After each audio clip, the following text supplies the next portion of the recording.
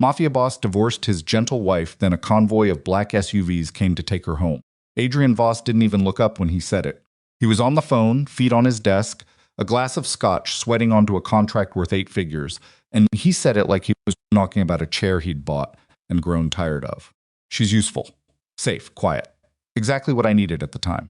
Celeste Monroe laughed, low and knowing, and Adrian finally smiled.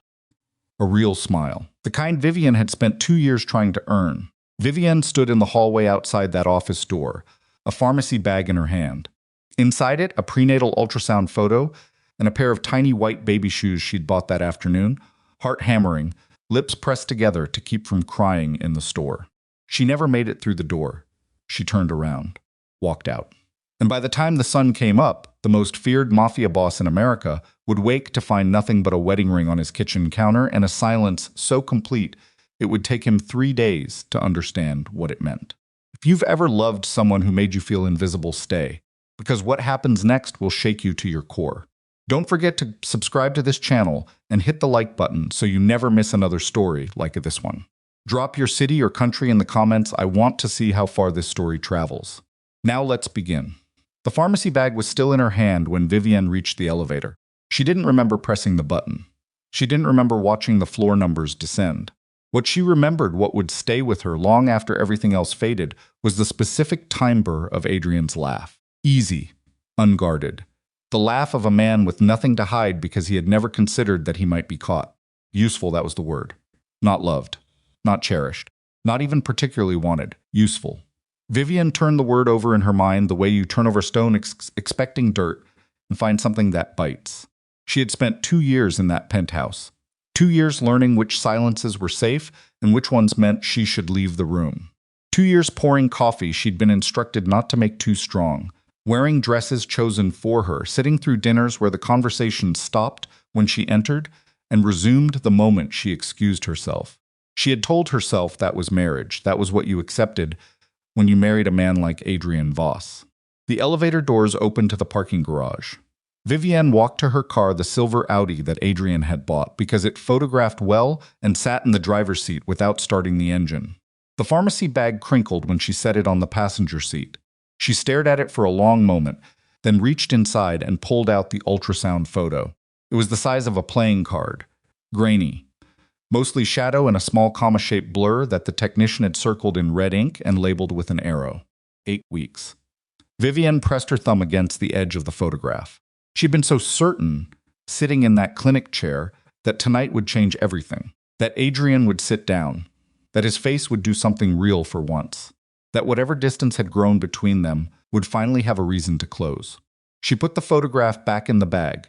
Then she took out her phone and called the one person she hadn't spoken to in almost a year. It rang 4 times before a woman's voice answered, rough with sleep, immediately alert. Vivienne. Mom. Her voice came out smaller than she intended. I need to come home. She didn't leave that night. She wasn't impulsive enough for that, and Adrian's world was not a world where impulsive decisions went unpunished. She went back upstairs. She ate dinner alone at the kitchen island. The housekeeper had left something covered in foil, and she sat very still and thought through every step. She was good at thinking through steps. It was one of the things Adrian had found useful about her. By 2 in the morning, she had a plan. By 3, she had called her family's attorney, not Adrian's, not anyone on his payroll, and left a voicemail that was 4 sentences long and very precise. By 4:30, she was packed. 1 bag. The essentials. Nothing that had been bought with his money for purposes he approved of. She took her grandmother's watch from the drawer where she'd hidden it because Adrian had once said it looked cheap on her wrist. She took the prenatal photo. She took the white baby shoes, still wrapped in the tissue paper from the store. She left her wedding ring on the kitchen counter next to the coffee maker. She left her key card beside it. She wrote nothing. There was nothing to write that wouldn't sound like an accusation or a plea, and Vivienne Hart, her name, her real name. The one she'd handed over to a courthouse 2 years ago and replaced with Voss was done with both. The elevator ride down was longer the second time. She sat in the Audi again. Her hands were steady on the steering wheel. That surprised her. She'd expected to be shaking. She pulled out of the garage and drove east as the sky turned the particular gray that comes before color. She didn't look back at the building. She was afraid that if she did, she would understand exactly how much she was leaving, and that understanding might be enough to make her stay. Adrian Voss slept until 8. He was a light sleeper, by training and necessity decades of operating in a world where men were killed in their beds, had refined his instincts to a near-clinical edge, but that morning he slept straight through his 6 o'clock habit of checking the overnight reports. He would later be unable to explain why. He found the ring at 8:12. He stood in the kitchen in yesterday's shirt and looked at it for a full 30 seconds before picking it up. It was warm from the countertop. Simple platinum band, no stone. Vivienne had chosen it herself, and he'd been quietly relieved by the lack of ostentation. He turned it over in his palm. Then he looked around the kitchen. Her coat wasn't on the hook. He walked to the bedroom. Her side of the closet. He stood in front of it and methodically assessed what was missing. The calculation took less than 2 minutes. 1 bag worth of clothing. Her grandmother's watch. A few personal items from the bathroom. He went back to the kitchen and looked at the ring again. His phone was in his hand. He'd reached the contacts before he stopped himself. He set the phone face down on the counter. He poured coffee too strong, exactly how he liked it, and sat at the kitchen island where she had left the ring, and he thought he was very good at thinking. It was possibly the thing he was best at. What he was not good at, had never been good at, was understanding the gap between what he intended and what he actually communicated.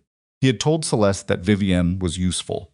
He had meant it the way he might describe a reliable firearm or a good lock, not coldly, but practically. He had believed, without ever examining the belief, that Vivienne understood the terms of their arrangement, that she was content. He had never once asked. He put the ring in his shirt pocket and went to find Silas Kane. Silas was in the security office on the 43rd floor, monitoring feeds from 6 different screens simultaneously and eating a breakfast sandwich that smelled aggressively of egg and onion. He was 41 years old, former military, and the only person in Adrian's organization whom Adrian trusted completely, not because Silas was incapable of betrayal, but because Silas had never needed anything from Adrian badly enough to be bought. He looked up when Adrian walked in. "She's gone," Adrian said. Silas set down the sandwich. "Since when?" "Before dawn." "Took 1 bag. Her phone?" "Still active." "She's not hiding from me." Adrian sat in the chair across from him. "She's leaving me." There was a particular silence that Silas Kane had developed over 20 years of working in rooms where dangerous men faced difficult truths. He deployed it now, not the silence of someone with nothing to say, but of someone choosing what not to say first. "You want me to find her," Silas said. "I want you to find her and tell me she's safe." Adrian's jaw worked. "That's all." Silas studied him for a moment. "That's not nothing." "No," Adrian agreed, "it's not." He stood up and put his hands in his pockets. He could feel the ring there, small and solid, against his knuckles. "She's pregnant," he said. Silas went very still. "I found a pharmacy receipt in the bathroom trash 2 weeks ago." "I didn't." Adrian stopped. "I didn't say anything. I was waiting for her to tell me." 2 weeks, Silas said. "I should have said something first." He was quiet for a moment. "Find her, Silas. Make sure she has what she needs." "Don't bring her back." Silas watched him walk out. Then he picked up his sandwich, looked at it, and set it down again without taking another bite. Vivienne had rented the apartment through her family attorney under the name V. Hart, paid 6 months up front in cash that her mother had transferred the morning she called. It was on the 4th floor of a building in Midtown East, not elegant, not run down, with a radiator that clanked in the morning and a view of a parking garage roof and a strip of sky above it. The refrigerator hummed too loud. She stood in the middle of the empty living room on the first afternoon, with her 1 bag at her feet, and looked at the bare walls and the scuffed floors, and thought, "This is mine." It was the most powerful feeling she'd had in 2 years. She bought groceries herself for the first time in 18 months. She made tea in a pan because she didn't have a kettle. She sat cross-legged on the floor because she didn't have furniture yet, and ate crackers and cheese and a pear that was too soft. And outside the window the city was loud and indifferent, and she felt unexpectedly and ferociously like herself. The nausea came around 6 in the evening. She sat on the bathroom floor with her back against the tub and pressed her forehead to her knees and breathed. When it passed, she got up, rinsed her face, and looked at herself in the medicine cabinet mirror. She looked tired. She looked like a woman who had been careful for 2 years and was just now beginning to understand what that had cost her. "You're okay," she told her reflection. It wasn't consolation. It was assessment. "You're okay and you have time." She slept on a blanket on the floor that night and woke up at 3 in the morning with her hand on her stomach and the apartment dark around her, and she lay there thinking about the comma-shaped blur in the ultrasound photo and what she owed it. Everything, she decided. She owed it everything. The divorce filing came 9 days later, through her attorney's office under V. Hart, clean and precise. Irreconcilable differences. No contested assets. She was waiving claim to everything acquired during the marriage, a detail her attorney had argued against strenuously, and Vivienne had overruled without discussion. She didn't want his money. She didn't want anything that carried his fingerprints. She wanted out. She wanted clear. She wanted a life that was actually hers. She told her attorney she was pregnant on the same call. Her attorney, a sharp-faced woman named Eleanor Marsh, who had handled 3 divorces for Vivienne's family over the years, and who had a reputation for being unflappable, went quiet for 4 seconds, which was the closest Eleanor ever came to surprise. "That changes the support calculation significantly," Eleanor said. "I'm aware. I'm not pursuing support. Vivienne, he can be involved in his child's life. I will not use a child as a financial instrument." Her voice was flat. "Draft it that way." Eleanor didn't argue again. That was the other thing about Eleanor. She knew when a decision was already made. The filing hit Adrian's legal team on a Thursday afternoon. Adrian was in a meeting with his financial officers when his attorney called. He stepped out. He stood in the hallway and listened to the summary without speaking. When it was done, he said, "Is she waiving everything?" "Every asset. She's asking for nothing from the marriage." Adrian was quiet. "Mr. Voss, given that she appears to be, I know what she is." His voice came out harder than he meant. "Thank you. I'll call you back." He stood in the hallway for another minute. His hands were flat at his sides. A man walked past and gave him a wide berth without understanding why his body had made the calculation to do so. Adrian went back into the meeting and dismissed everyone in the room. Then he sat alone at the conference table and looked at the skyline and understood, for the first time with full clarity, that Vivienne leaving was not a mistake or a miscommunication or a phase. She was gone. She had planned it, executed it quietly, and she had asked for nothing. That was what hit him hardest. She hadn't left angry. She had left decided. Silas found her on a Tuesday 11 days after she disappeared. He didn't approach her directly. He sat in a coffee shop across the street from her building and watched her walk out in a coat that wasn't one she'd worn in the penthouse, carrying a canvas grocery bag, moving at a pace that was entirely different from the measured, careful pace she'd had when she lived under Adrian's roof. She looked, Silas thought, like someone who'd had a weight taken off. He followed her to the farmer's market 3 blocks over, watched her argue pleasantly with a vendor about the price of pears, watched her stand for a long moment in front of a booth selling baby clothes, tiny things, yellow and white and soft green, and then walk past without stopping. She looked back once, then kept walking. He called Adrian from the coffee shop. "She's good," he said. Where? Silas told him the neighborhood. He did not give the address. He stopped. "She looks like herself, Adrian. Whatever that means to you." The silence on the other end was long enough that Silas checked to see if the call had dropped. "Tell me what else," Adrian said finally. "She's healthy. She's eating. She's not hiding. She filed under her heart, so she's not trying to disappear. She's just," Silas searched for the word. "She's just trying to live outside your shadow." Another silence. "She's not using any of my accounts," Adrian said. "I checked. Her family's supporting her." Her family. Something shifted in Adrian's voice. "Do you know much about them?" "Not as much as I should probably. Mother's side is from Connecticut old money." Silas hesitated. Less straightforward. "What does that mean?" "It means I'm still looking." He paused. "Adrian, go see her. She doesn't want... Go. See." Her, he said it the way he used to say incoming in a different life. "You'll regret it if you don't, and you can't afford that kind of regret right now."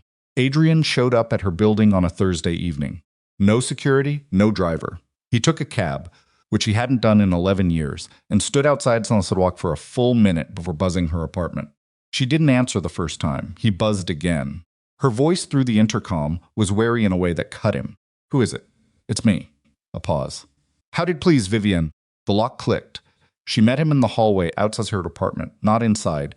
He noted that, understood it, wearing a gray sweater that was slightly too large and no jewelry, and her hair pulled back in a way she would never have been allowed to leave the penthouse. She looked tired. She looked exactly as he remembered her, and nothing like the version of her he'd carried in his head for the past 11 days, which turned out to be a version assembled entirely from photographs and the curated image of the wife he'd selected. She crossed her arms. "You shouldn't be here." "I know." He didn't apologize for being there anyway. They both understood that was not a dynamic between them anymore. "Are you going to threaten me?" she said. Flat. Not a question exactly. An assessment of options. No. Are you going to try to convince me the divorce is a mistake? No. She studied him. Then what, Adrian? He looked at her. He wanted to say something that would land correctly. He was good at that.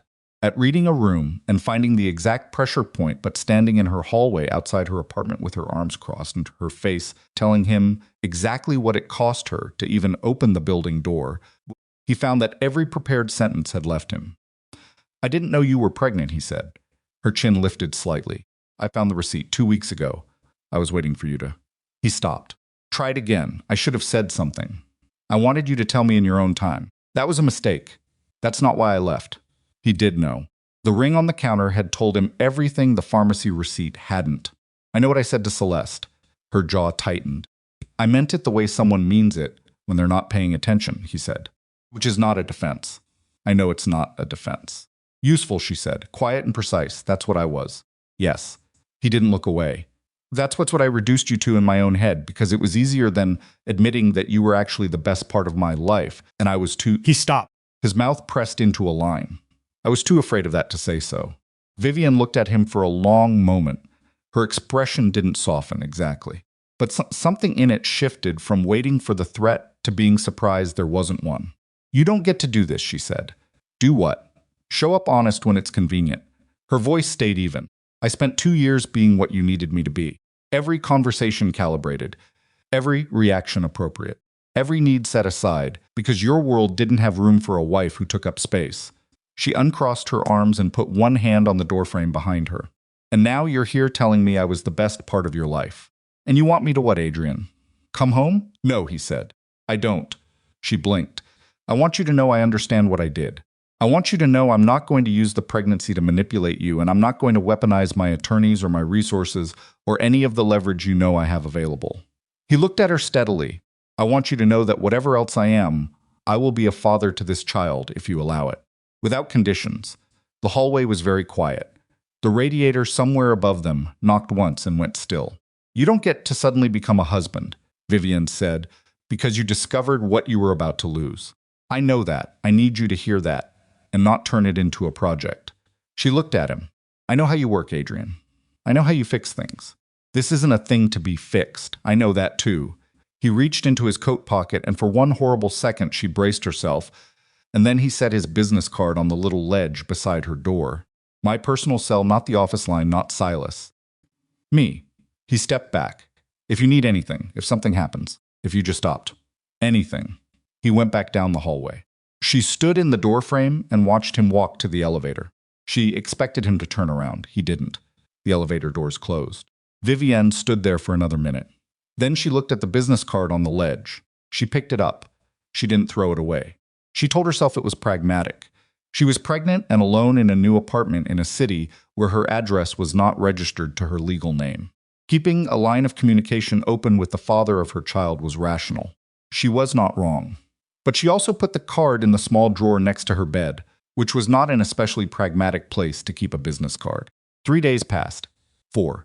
5. She furnished the apartment incrementally, buying things secondhand from a neighborhood app, a couch that was good but not perfect, a kitchen table with a small scratch along one leg that she covered with a book. She set up the prenatal ultrasound photo on the windowsill. She started working again, remote consulting work she'd quietly maintained on the side throughout the marriage. Clients who knew her as V. Hart and had never known she was attached to Adrian Voss in any capacity. She realized, good at more things than he'd ever been around to notice. She was arranging for her first actual prenatal appointment under her own insurance when her phone rang with a number she didn't recognize. She almost didn't answer. The man on the other end had a voice like gravel, through silk expensive, easy, designed to inspire trust. Miss Hart. He knew the name she'd filed under.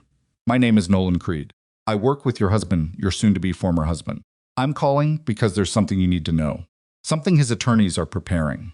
Vivian held the phone against her ear and looked out the window at the parking garage roof and the strip of gray sky above it. I'm listening, she said. Her voice gave away nothing. But her hand, flat against the kitchen table, went very still. Nolan Creed spoke for 7 minutes. His voice was measured, concern calibrated in the way of someone who had practiced calibrating, and what he described was this. Adrian's legal team was compiling documentation to challenge Vivian's fitness as a parent. Mental health records. evidence of social isolation. Arguments that her decision to leave without informing the child's father constituted a pattern of behavior inconsistent with responsible co-parenting. He can make a very compelling case, Nolan said. And you know the kind of attorneys he has. Yes, Vivienne said. I do. I'm telling you this because there are people in Adrian's organization who believe he's making a mistake, who believe you've been treated, a pause, carefully placed, unfairly. That's very thoughtful of you, Mr. Creed. Miss Hart, is there something specific you're suggesting I do? Her voice was still even. Relocate. Before the filing is complete. If you're in another state, the jurisdictional challenges alone would buy you months. There are people who can help. I'll look into it, she said. Thank you for the call. She hung up. She sat at the kitchen table for a long moment. Then she picked up her phone again and called Eleanor Marsh. It took Eleanor 45 minutes to pull the relevant case files and check with her contacts in the family court system and call Vivienne back. There's no filing, Eleanor said. Nothing pending. No documentation in preparation. I checked 3 sources. Vivienne closed her eyes. Whoever called you is feeding you manufactured information. Yes, Vivienne said. He is. She opened her eyes and looked at Adrian's business card, still on the kitchen table now instead of the drawer beside her bed. Eleanor, she said. What do you know about a man named Nolan Creed? The pause on the other end was short, just long enough to be interesting. Why, Eleanor said carefully, are you asking me about Nolan Creed? And Vivienne's understood, in the way she'd always been better at reading a room than anyone in Adrian's world had ever credited her for, that the answer to that question was going to change everything. Because she said I think someone inside Adrian's organization just made a very serious mistake. She picked up the business card. Outside the window, the strip of sky above the parking garage had gone the deep gray of a storm moving in, and Vivienne Hart, who had spent 2 years being useful and quiet and careful, pressed Adrian Voss's personal cell number and waited for him to answer. She was done waiting for other people to decide what happened next. Adrian picked up on the second ring. He didn't say hello. He said, "Where are you?" And the way he said it told Vivienne he'd been waiting for her to call in the particular way that people wait for things they've decided not to ask for. My apartment. She kept her voice level. I need to ask you something, and I need you to answer me honestly. All right. Is your legal team preparing a custody challenge? Documentation about my fitness as a parent? The silence that followed was 3 seconds long. Vivienne counted them. No, Adrian said. Then before she could respond, who told you that? A man named Nolan Creed. The silence this time was different, shorter, harder at the edges. Say that again, he said. She did. She heard him breathe out through his nose the sound of a man rearranging his understanding of something he thought he already understood. Don't open your door to anyone tonight, he said. I mean anyone. Adrian, he called your personal cell? Yes. How does he have that number? It wasn't a question directed at her. She understood that. He was thinking out loud, which was something he almost never did in front of people, and the fact that he was doing it now told her more than the words did. Vivienne. His voice came back focused. Listen to me carefully. Nolan Creed is my second in command. He has been for 4 years. There is no custody filing. There never was one. And the fact that he called you with that story means he is doing something I did not authorize. A pause. Do you understand what I'm telling you? She understood exactly what he was telling her. She'd understood it before she picked up the phone. He wanted me to run, she said. Yes. And he expected me to be too scared to verify the story first. Yes. She could hear something shift in his voice. Not warmth exactly, but its close relative, the sound of a man recalibrating his assessment of someone he'd underestimated. He underestimated you. Most people do, Vivienne said. It used to bother me. She hung up before he could answer. She sat at the kitchen table and pressed her palms flat on the surface and looked at the scratch on the table leg she'd covered with a book and breathed in through her nose and out through her mouth, slow and deliberate, because the adrenaline that had been sitting in her chest since Nolan Creed's first sentence was beginning to make her hands shake. Not from fear, from anger. She hadn't felt truly angry in 2 years. She'd swallowed it, refined it, converted it into careful behavior and measured responses. But this was different. She had left her marriage on her own terms. She had made a plan and executed it and started something new, and someone had looked at all of that and decided she was a piece to move. She pressed her hands harder against the table until the shaking stopped. Then she called Eleanor back and gave her Nolan Creed's name and told her to find everything. Silas Kane received a call from Adrian at 9:47 that evening that lasted 6 minutes and left him standing in his kitchen holding a cold cup of coffee and staring at the far wall. He arrived at Adrian's office building 20 minutes later. Adrian was already there, jacket off, standing at the floor-to-ceiling windows with his back to the room and his hands clasped behind him. 3 laptops were open on the conference table. 2 men Silas recognized as internal security sat to one side, saying nothing. "Close the door," Adrian said without turning around. Silas closed it. "Tell me what you know about Creed in the last 3 weeks." Silas set his coffee down on the table. He'd brought it out of habit and hadn't drunk a single sip of it and sat down. He pulled one of the laptops toward him. "Movement patterns have been off," he said. 6 meetings I can't account for. Burner phone registered to a shell in Delaware. He pulled up a file. I flagged it 8 days ago. I was building a picture before I brought it to you. Adrian turned around. His face was controlled in the specific way of someone who has had a great deal of practice controlling it. "You were building a picture. I didn't have enough." He called my pregnant estranged wife and told her I was trying to take her child. The room went very quiet. "I know," Silas said. "He used my name to threaten her." "I know." Adrian pulled out a chair and sat down across from him. His movements were deliberate in the way they got, when he was managing something he could not afford to let out. "Who is he talking to, Silas?" Silas turned the laptop so Adrian could see the screen. The name on it was Victor Rains. Adrian looked at the name for a long moment. Then he looked up. "How long?" "Best estimate, 6 to 8 weeks. Maybe longer if they were being careful in the early stages." Silas leaned forward. "Victor's been quiet for 8 months. Too quiet." "I should have—" "Don't." Adrian cut him off, not angry, just precise. "We don't do that. Tell me what Nolan's angle is." "He's ambitious. He's always been ambitious, you know that. Victor is offering him something big, probably a seat at the top of a reorganized operation once you're—" Silas stopped. "Once I'm what? Destabilized." He met Adrian's eyes. "Victor doesn't want to fight you directly. He knows he loses that. What he wants is to take the ground out from under you. Remove your focus. Create a crisis that pulls your attention in pieces until something breaks. And Vivian is the crisis. Vivian is the lever." Silas said it carefully. "The way you say something you know will land hard. The baby is the weight." Adrian was quiet. He put both hands flat on the table. He looked at them for a moment, the hands of a man who had built an empire with them, and also dismantled people with them, and then he looked up, and his face had made a decision that his words hadn't caught up to yet. "She stays out of it," he said. "That's not entirely. She stays out of it. Creeder this time. More absolute. Whatever we do about Creed, whatever we do about Victor, Vivian does not become a chess piece. Non-negotiable." Silas nodded once. "Then we need to move faster than Creed expects us to." He pulled the laptop back. "Because if he realizes she called you instead of running, his next move won't be a phone call." The 2 security men on the side of the room exchanged a glance. Neither of them spoke. Adrian looked at the window. Somewhere out there the city was full of its ordinary brutalities and ordinary kindnesses, and his wife, his estranged wife, the woman carrying his child, was sitting in a 4th-floor apartment with a too-loud refrigerator and a scratch on her kitchen table and a business card in the drawer beside her bed. "Put someone on her building," he said, "invisible. She doesn't see them. She doesn't know. She'll figure it out," Silas said. "Probably." Adrian stood. "Do it anyway." Vivian figured it out by Thursday morning.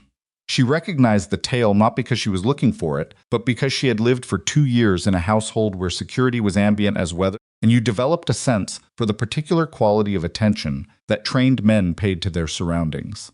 The way they occupied space differently.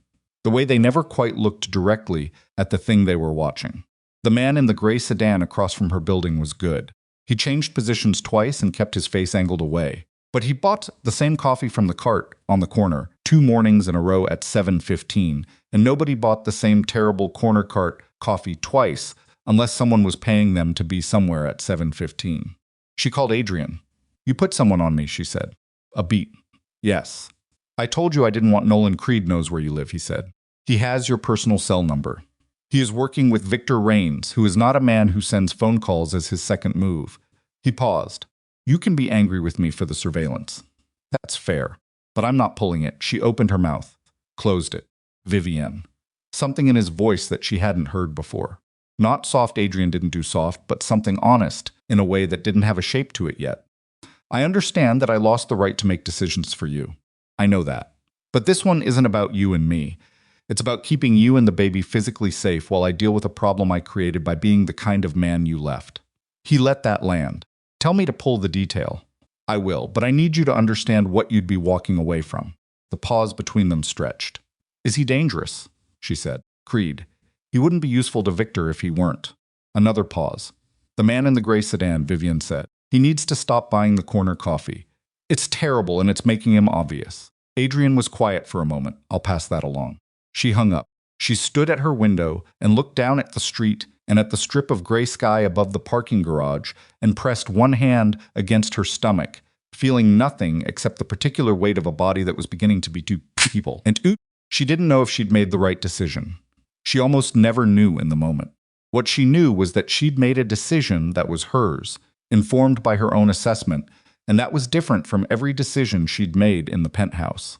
That would have to be enough. Nolan Creed learned she hadn't run on Friday afternoon. He was sitting in a corner booth at a restaurant in the meatpacking district that was expensive enough to ensure privacy and loud enough to ensure conversation didn't carry, and the man across from him was one of Victor Raines's people, thin, precise, a scar along his jaw that he'd stopped trying to explain.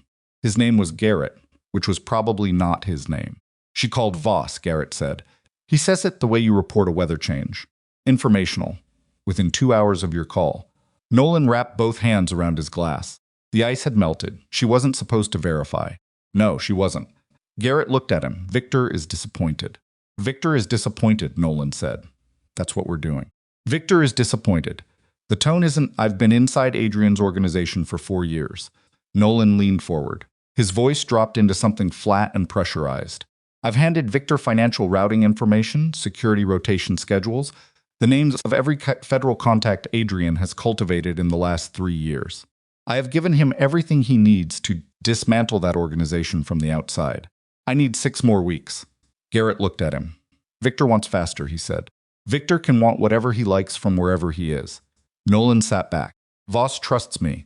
Past tense, potentially, depending on what she told him. But even if he's suspicious, he doesn't have proof, and without proof he won't move. He's careful. He doesn't execute people on suspicion alone. That's a quality you're banking your life on. Yes, Nolan picked up his glass. It is. Garrett studied him for a moment with the particular blankness of someone who has been paid to observe rather than to care. What's the next move? Nolan thought about Vivian Hart sitting in her midtown apartment verifying stories, calling attorneys, hanging up on people who underestimated her. He thought about the detail Adrian had almost certainly put on the building. He thought about the fact that whatever leverage Vivian represented, she was still Adrian's one exposed nerve, the one thing that had made a man who controlled his reactions for 30 years audible through a phone. We need to accelerate, Nolan said. We go at her directly. No more phone calls. Garrett picked up his glass. Victor will want assurances. Tell Victor this. If Adrian Voss is standing in a room protecting his pregnant ex-wife, he's not standing in the room protecting his empire. Nolan met Garrett's eyes. That's the assurance. Adrian didn't sleep on Thursday night. He sat in his office and worked through the intelligence Silas had assembled and cross-referenced it against his own memory of the past 8 weeks, every meeting with Nolan that had run slightly long, every question Nolan had asked that had felt routine and now felt architectural. The precision of it was impressive in a way that made Adrian's jaw ache. Nolan had been inside his operation for 4 years. He'd been in the room for decisions that Adrian had made with the assumption that confidentiality was absolute. He'd had access to financial structures, security configurations, the names of federal contacts. The question was not what Nolan had taken. The question was what he'd passed to Victor Raines and how much of it Victor had already used. Silas arrived at 6 in the morning with a file and 2 cups of actual good coffee and sat down and put the file on the desk. I found the routing, he said. Financial information to a shell in the Caymans that connects back to one of Victor's holding companies. 6 transfers over 4 months, each under the threshold that would trigger automated review. Adrian opened the file. He looked at the numbers. This is enough. It's enough to move on him legally. It's enough to expose him to Victor as a liability. Silas wrapped his hands around his coffee. What it's not enough for is predicting what he does next. He knows Vivian didn't run. He knows you're likely aware. A man in that position either goes quiet and tries to buy time, or he escalates. He escalates, Adrian said. You're sure? He's committed too much. He can't go back to being my lieutenant, and he can't go to Victor empty-handed. The only move he has left is to make the Vivian situation more urgent. Force the destabilization he was trying to engineer with a phone call. Adrian closed the file. He's going to go to her directly. Silas nodded slowly. When's? Soon. Before we move on him, he stood up. I want the detail on her building doubled. I want it invisible, and I want a response time under 3 minutes. Already done, Silas hesitated. Adrian. She doesn't know how serious this has become. I know. You should tell her. If I tell her how serious it is, she'll try to manage it herself. He looked at Silas. She's not a woman who sits still and waits for other people to handle things. You saw that. The first thing she did when Creed called her was verify the story and call her attorney. That's not a bad instinct. No, it's a good instinct. It's also going to get her into trouble if Nolan stops being clever and starts being direct. Adrian picked up his jacket. I need her to trust the detail without knowing exactly why. Which means I need her to trust me enough to stay in that apartment today. And if she doesn't, Adrian pulled his jacket on. Then I've already lost this problem, he said, and the much larger one underneath it. He picked up his phone and texted Vivienne. It was brief. He didn't explain. He said, "Stay inside today. I'll explain tonight. Please." He looked at the word please for a moment before sending it. In 11 years of running an operation built on the premise that men who said please were men who could be ignored, it was the most tactically honest thing he'd written. He sent it. Vivienne read it, standing in front of her bathroom mirror, with toothpaste on her chin at 7:15. She stood there and looked at the word please on her phone screen. Then she finished brushing her teeth, rinsed her face, and sat down on the edge of the tub and thought. She had a prenatal appointment at 10. She had a call with Eleanor at noon. She had a grocery run planned in the afternoon because she was out of the specific kind of crackers that were the only thing consistently staying down in the mornings. She had a life that she had built carefully and independently over the past 18 days, and she was not prepared to set it aside, because Adrian Voss had asked her to with a word he had probably never used professionally in his entire adult life. She also was not an idiot. She texted Eleanor, "Can we move the call to this afternoon? Something's developed." Then she texted her doctor's office and moved the appointment to next week. Then she texted Adrian back, "I'm staying in. You have until 7 to explain." She put the phone on the counter and looked at herself in the mirror again. She looked tired in the specific way of someone managing several things at once on insufficient sleep. There were shadows under her eyes. Her hair needed a trim. She was 11 weeks pregnant and living in a 4th-floor walk-up in Midtown East with a too-loud refrigerator and a detail of invisible men on the street below her window because her soon-to-be ex-husband had made enemies of people who had decided she was the easiest way to reach him. "You could have married someone boring," she told her reflection. Her reflection looked back at her with an expression that suggested it had thought of that too, slightly too late. The afternoon passed in the particular crawling way of afternoons when you are waiting for something without knowing exactly what shape it will take. Vivienne did the things that were available to her. She talked to Eleanor, who had assembled a profile on Nolan Creed that was more disturbing than informative, a man with a clean legal record and a pattern of association that required reading between lines to understand. She ate the last of her crackers and drank tea. She read for a while without retaining much. She folded the small blanket she'd bought for the apartment and refolded it because her hands needed something to do. At 4 o'clock, her buzzer rang. She didn't move immediately. She stood in the middle of the living room and looked at the intercom panel near the door and breathed. The detail was outside. The gray-sedden man who had switched from terrible corner coffee to an actually tolerable cup from the deli on 41st. He was there. She went to the intercom. "Who is it?" "Miss Hart." The voice was easy, pleasant. She recognized it immediately, the way you recognize a threat once you've already cataloged it. "We spoke on the phone." "Nolan Creed. I'd like to speak with you in person. I have information I didn't feel comfortable sharing on." She pressed the intercom button, said nothing, released it. Then she picked up her phone and sent Adrian a single word, "Now." She put the phone in her pocket and looked at the door. She could hear nothing from the hallway. Her building wasn't loud on a Friday afternoon. Most people were still at work. The buzzer rang again. Vivienne stood very still and thought about the difference between fear and adrenaline and decided she was experiencing the second one. Fear was the thing that made you freeze or bolt. Adrenaline was the thing that made your thinking fast and extremely clear. Her thinking right now was exceptionally clear. Nolan Creed was at her building. Adrian's detail was on the street. The detail was watching the front entrance, which meant Creed had either walked past them, which meant they'd allowed him to, which meant something was wrong, or he'd come in another way, which meant the detail had a gap. Neither option was reassuring. Her phone buzzed. A text from an unknown number. Doors open on the service entrance. 3rd floor stairwell. "Come down now and I'll take you somewhere safe." Vivienne looked at the text. Then she looked at the door of her apartment. Then she took a breath, and she did the thing that Nolan Creed had not anticipated, the thing that men who underestimated women reliably failed to account for. She didn't run, and she didn't freeze, and she didn't open the door. She texted Silas Kane, the number Adrian had given her, the night he came to her hallway, and she sent 3 letters. HLP. She meant to type help. Her hands were steadier than her typing. Then she went to her kitchen, took the heaviest pan she owned off the hook above the stove, a cast-iron skillet that had come with the furnished unit, and that she'd kept because it was solid and unambiguous, and she stood with her. Back to the wall beside her front door, and she waited. In the street below, the man with the coffee from the 41st Street Deli had already stood up from the bench where he'd been sitting and was moving toward the building entrance with a hand going to his jacket.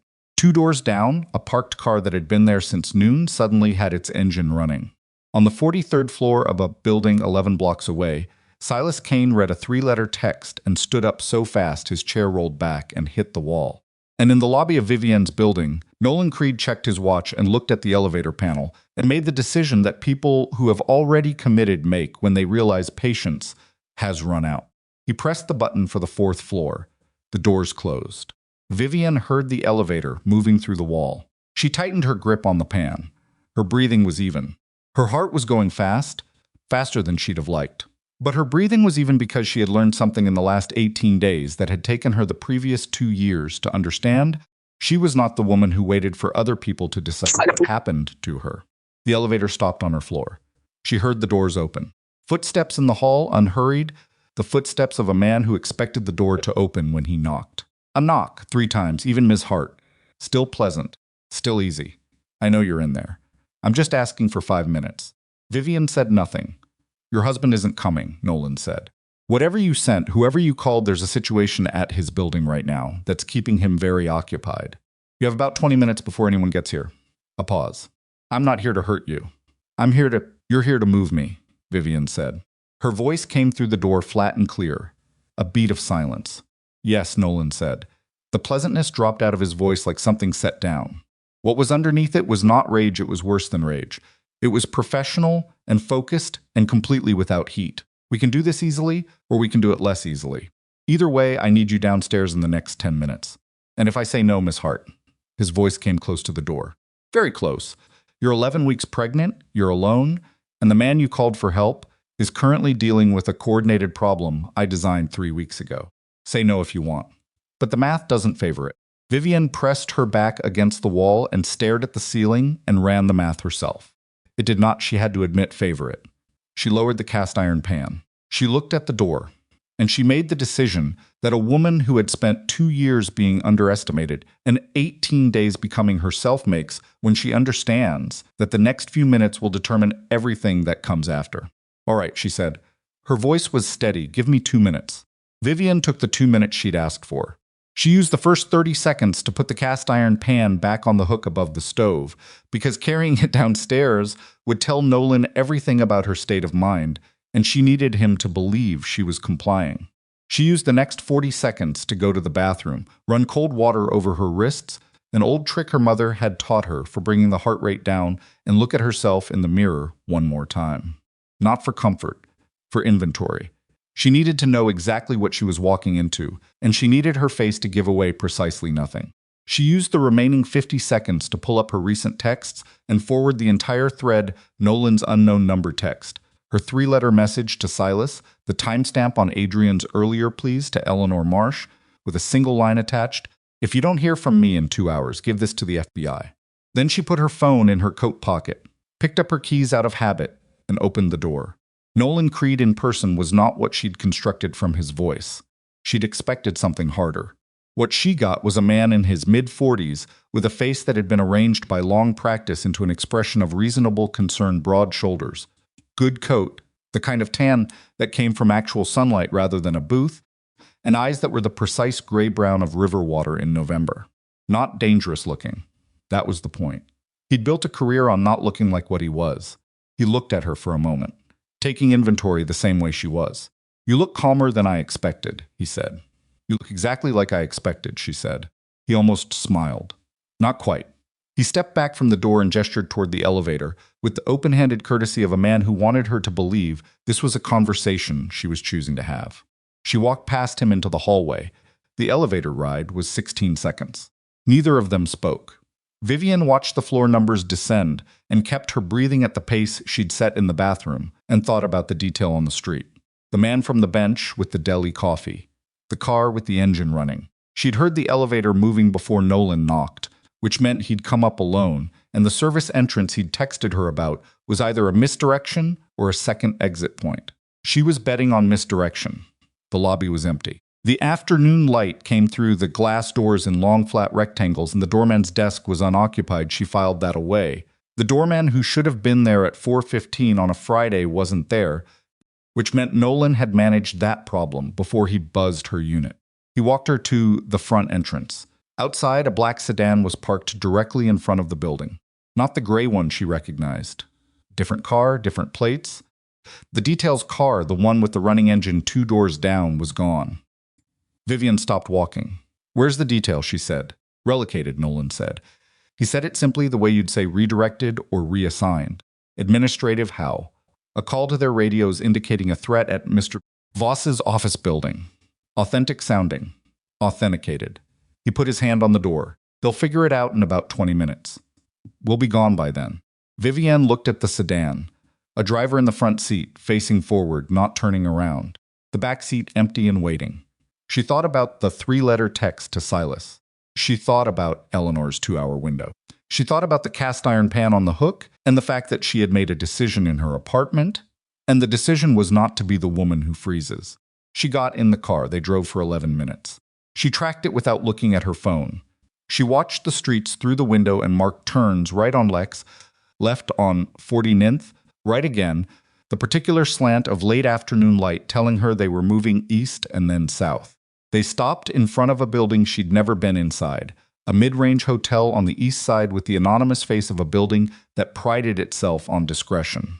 Nolan got out first and held the door. She got out and stood on the sidewalk and looked at the hotel entrance and thought, "This is where he takes me to wait." She understood the architecture of it now. She was not the objective. She was the mechanism. Whatever Nolan needed to create, it was a situation in which Adrian believed she was in immediate danger. A situation in which Adrian made decisions from panic rather than strategy. The hotel was a holding location. Comfortable enough that she didn't fight. Controlled enough that she couldn't leave. She walked inside. The room was on the 7th floor. Not a suite, not a closet, something in between, with a window overlooking the street and a minibar she wouldn't touch, and a chair positioned near the window that told her someone had been in this room before her, waiting, and had sat in that chair to watch the street below. Nolan stood in the doorway. "Someone will bring you food," he said. "I'm not hungry." "Water, then." "You should drink water." He said it without irony, which was somehow the most unsettling part. Practical concern from a man who had manipulated her into a car. "This won't be long. A few hours. And then what?" "And then you go home." He looked at her. Something moved in his face, not guilt. She didn't read it as guilt, but something adjacent to it. The slight discomfort of a person who has compartmentalized a thing they'd prefer not to look at directly. "This was never about you personally, Miss Hart." "I know that," she said. "I'm a lever." He absorbed that. Then he said, "I'm going to lock the door from the outside. There's a phone on the nightstand if you need anything. Don't call out on it. And if I do, then this becomes more complicated than it needs to be." He met her eyes. "For you." He pulled the door closed. She heard the lock engage. Vivienne stood in the middle of the room and looked at the chair by the window and the phone on the nightstand and the minibar she wouldn't touch and the ceiling with its anonymous hotel pattern, and she pressed both hands flat against her stomach and took a breath. Then she sat down in the chair by the window. She had 2 hours before Eleanor Marsh called the FBI. She had Silas Kane, who had received a 3-letter text and was either responding or had been redirected. She had Adrian, who had been given a fabricated emergency at his own building and who was either still dealing with it or had figured it out.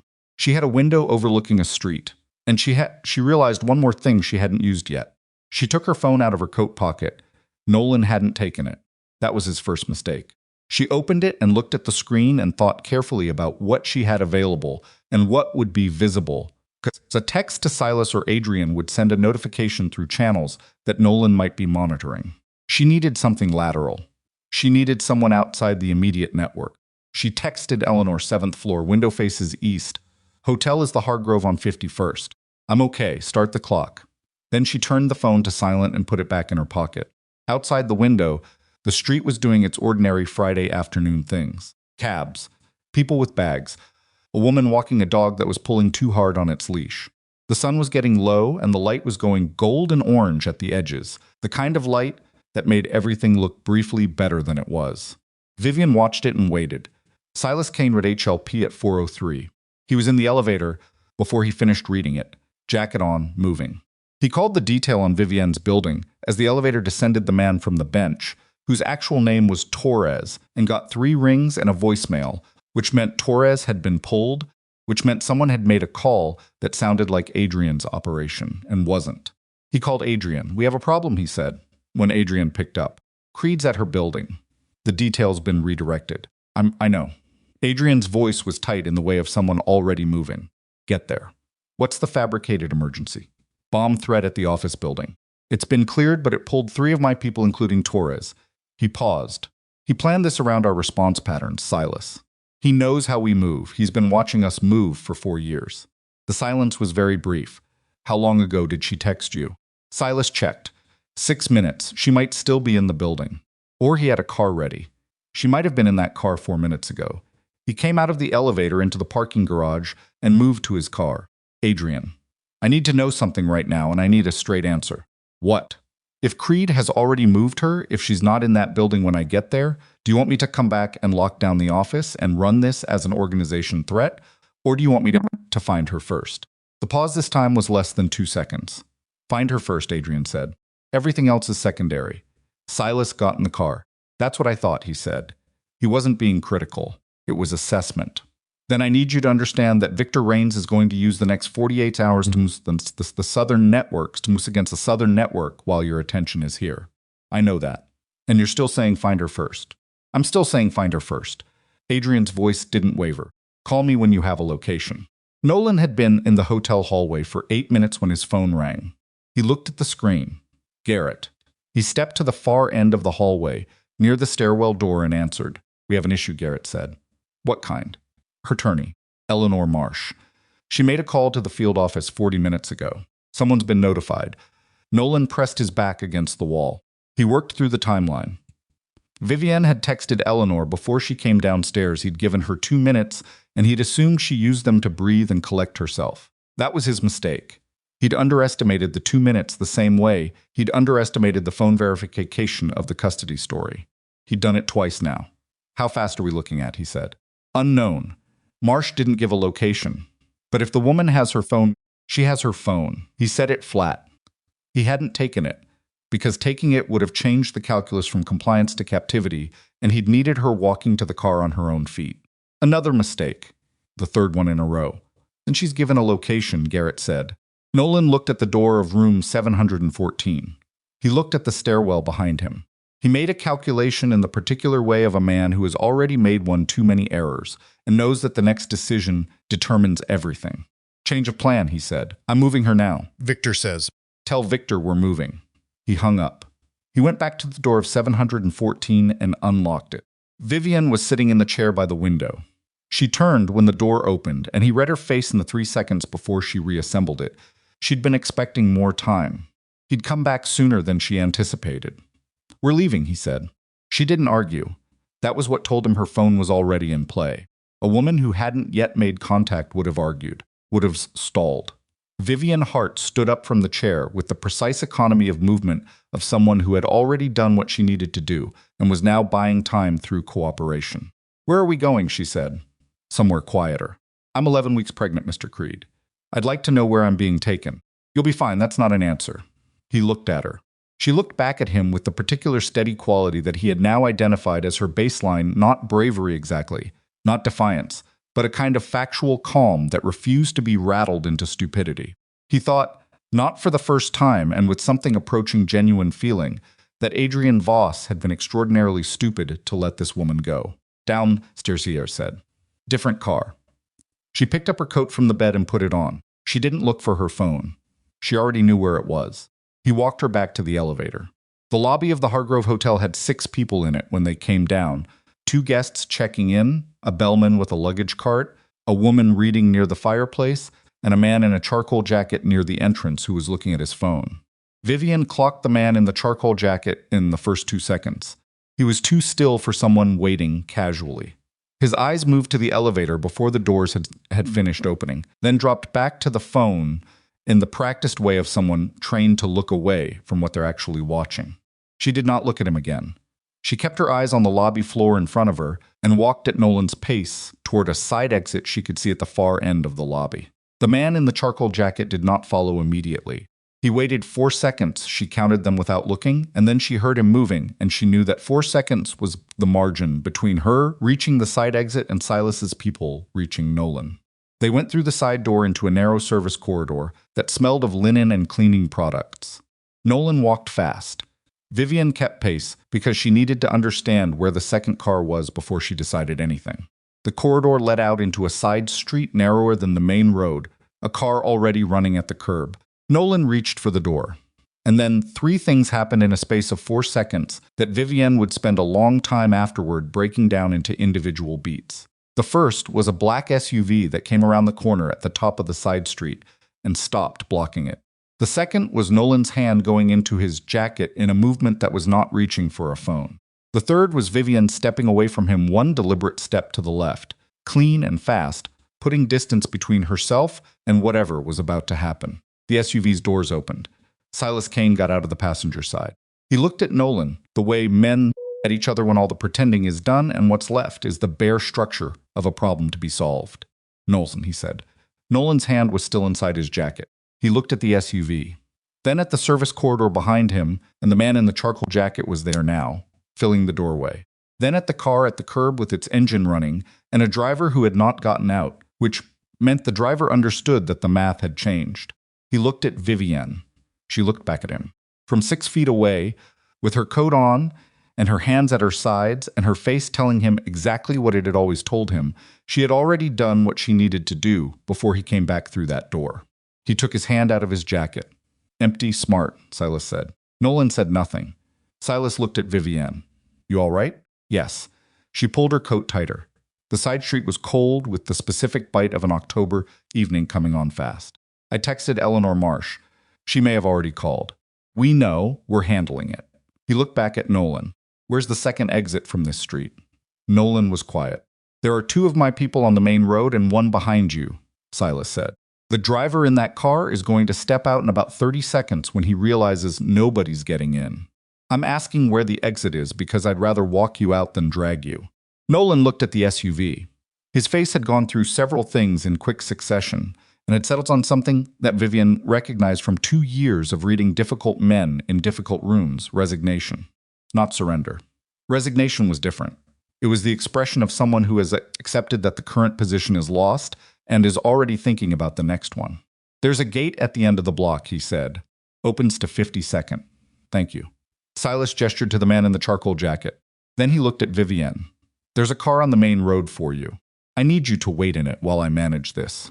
She looked at Nolan once more. He was already turning away, already inside his own head, already building whatever story he'd need for the next conversation. He didn't look back at her. She followed Silas around the front of the SUV to the main street. Adrian arrived 11 minutes later. His car pulled up behind the SUV, and he got out before it had fully stopped. And Vivienne, sitting in the back seats of Silas's car with the door open and her feet on the pavement, watched him scan the street in the fast, economical way of someone who has been terrified and is converting the terror directly into motion. His eyes found her. He crossed the street. He stopped 2 feet from her and looked at her face specifically, not the rest of her, just her face in the intent way of someone running a damage assessment. She let him look. Are you hurt? He said. No, the baby. I'm fine, Adrian. Her voice came out harder than she intended. She was tired. The adrenaline had metabolized, and what was left underneath it was a bone-level exhaustion that she recognized as the cost of being calm for 2 hours in a hotel room while deciding what to do. He sat down on the seat beside her in the open door of the car, both of them with their feet on the pavement, the October air moving past them, and put his elbows on his knees and his hands clasped in front of him, and she watched him do something she had genuinely never seen Adrian Voss do before. He dropped his head. not theatrically, not for effect. He dropped his head and pressed his clasped hands against his forehead and was quiet for a moment. And it was the most unguarded she had ever seen him. "This is my fault," he said. "Yes," she said. He looked up. "It is your fault," she said. "Not because you made Nolan do what he did, but because you built a world where men like Nolan have leverage over you, and you married me and brought me into that world, and then treated me like furniture, and now I'm the mechanism someone is using to take your empire apart." She pulled her coat tighter. "I'm not saying that to hurt you. I'm saying it.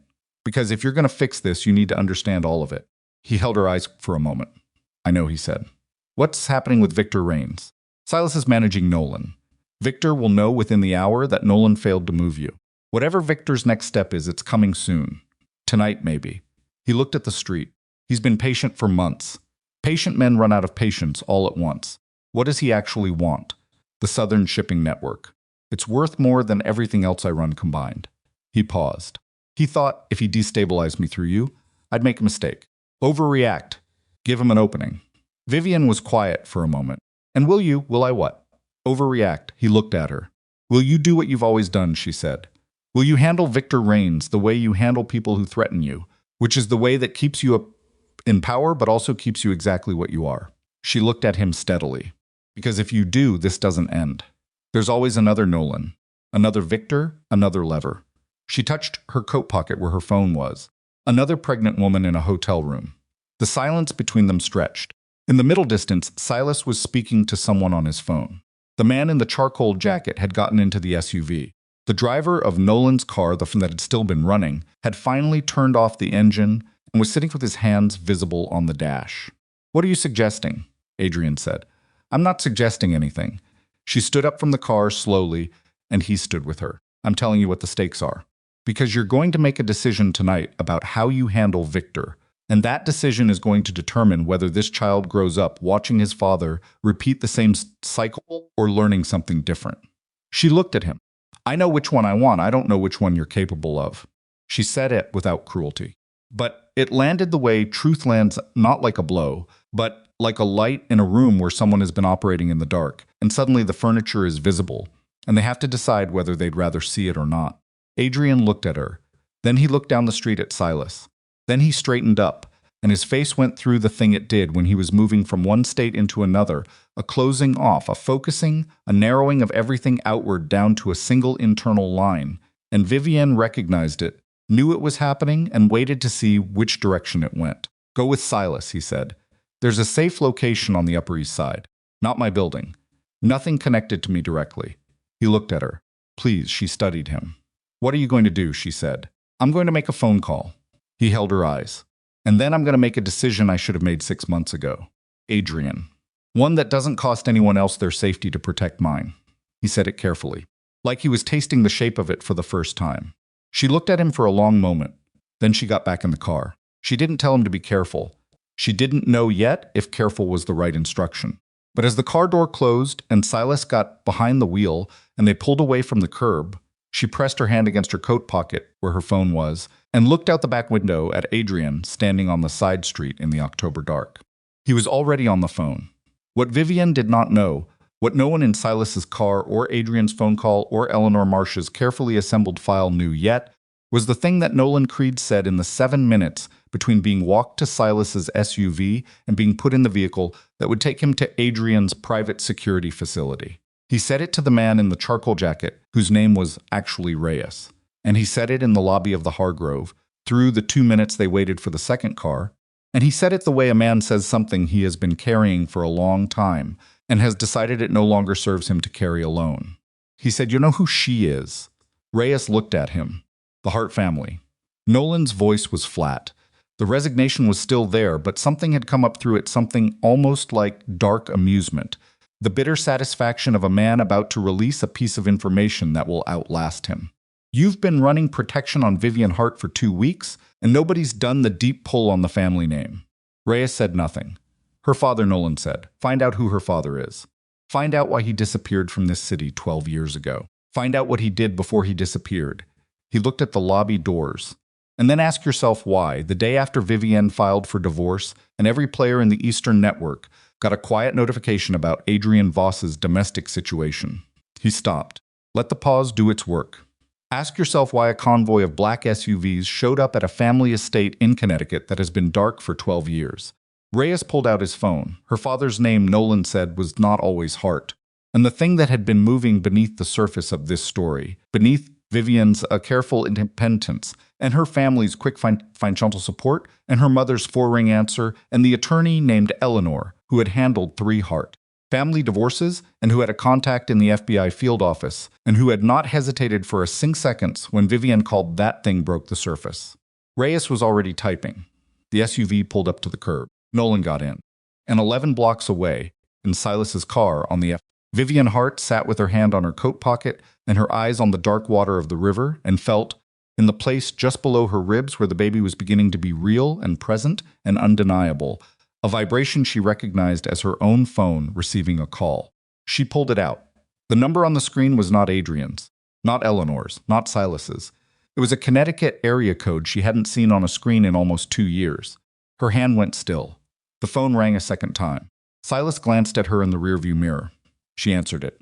And the voice on the other end, steady, deep, carrying the specific authority of a man who had chosen silence for 12 years and had just decided he was done, said 4 words before anything else. "I'm coming, Vivian," her father's voice. She closed her eyes. Outside the car, the city moved past in the dark, and somewhere in the architecture of a night that had already dismantled 3 separate plans, something much older and much larger than any of them had just begun to move. Vivian didn't speak for the first 30 seconds after her father said those 4 words.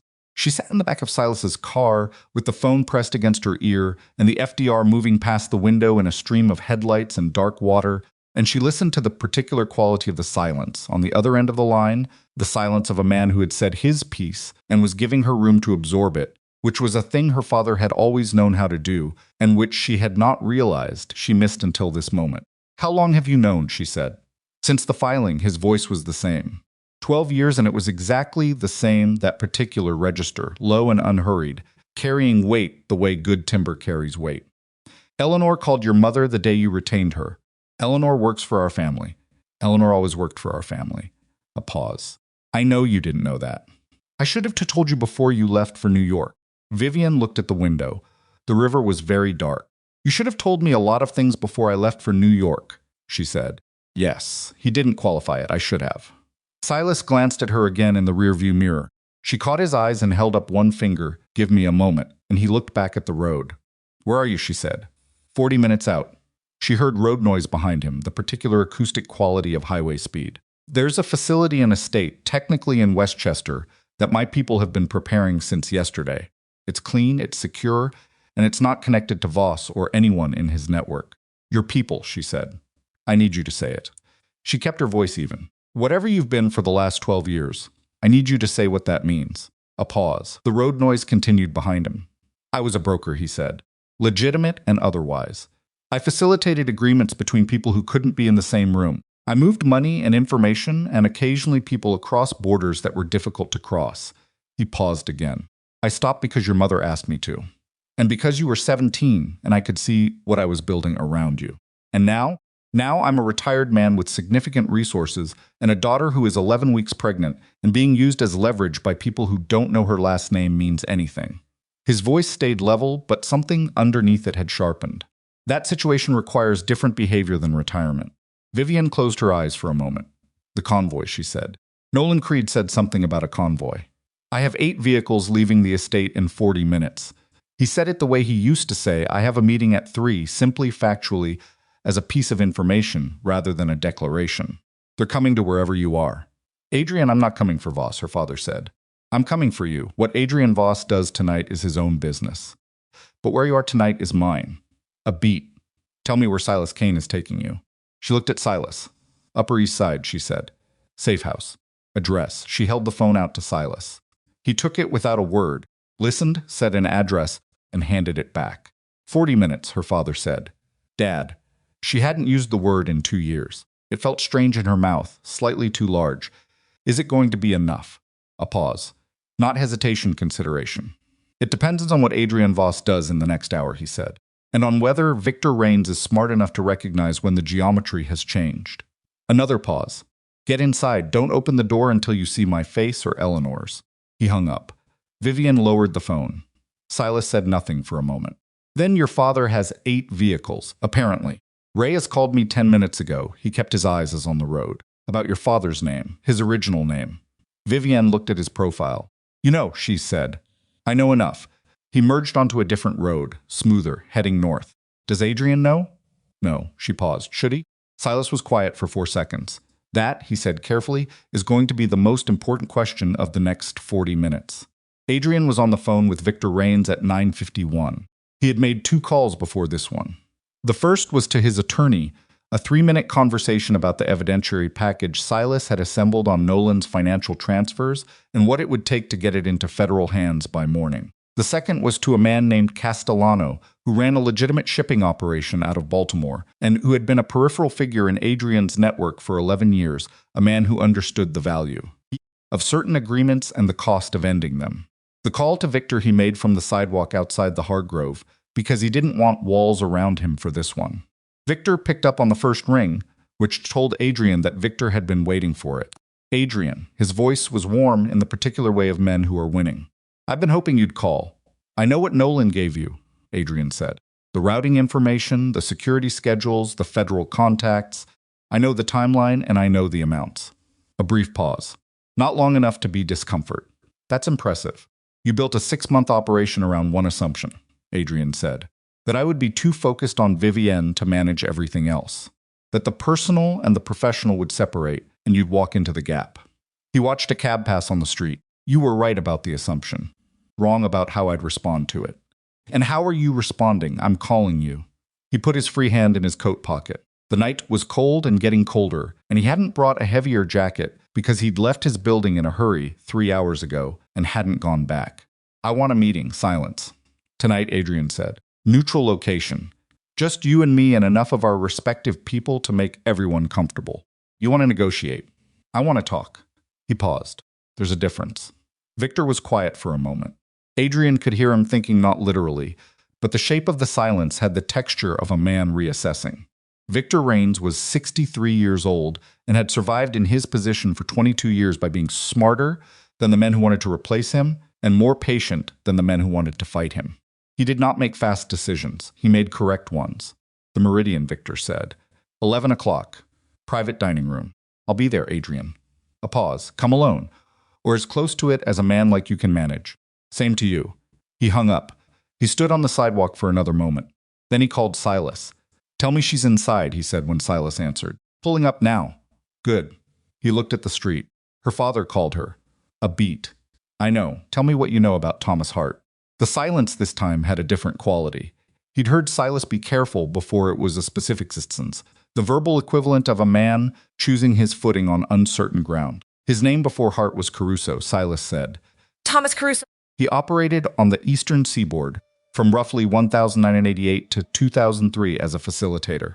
For, I want to be precise here, not a criminal organization exactly, but the infrastructure that criminal organizations, financial institutions, and certain government agencies used when they needed to communicate without being seen communicating. Adrian said nothing. He was never charged with anything, Silas continued. Never investigated formally. He was, by all accounts, the most careful man in a world full of careful men. He disappeared from that world in 2004, took his family, changed the name legally, moved to Connecticut. A pause.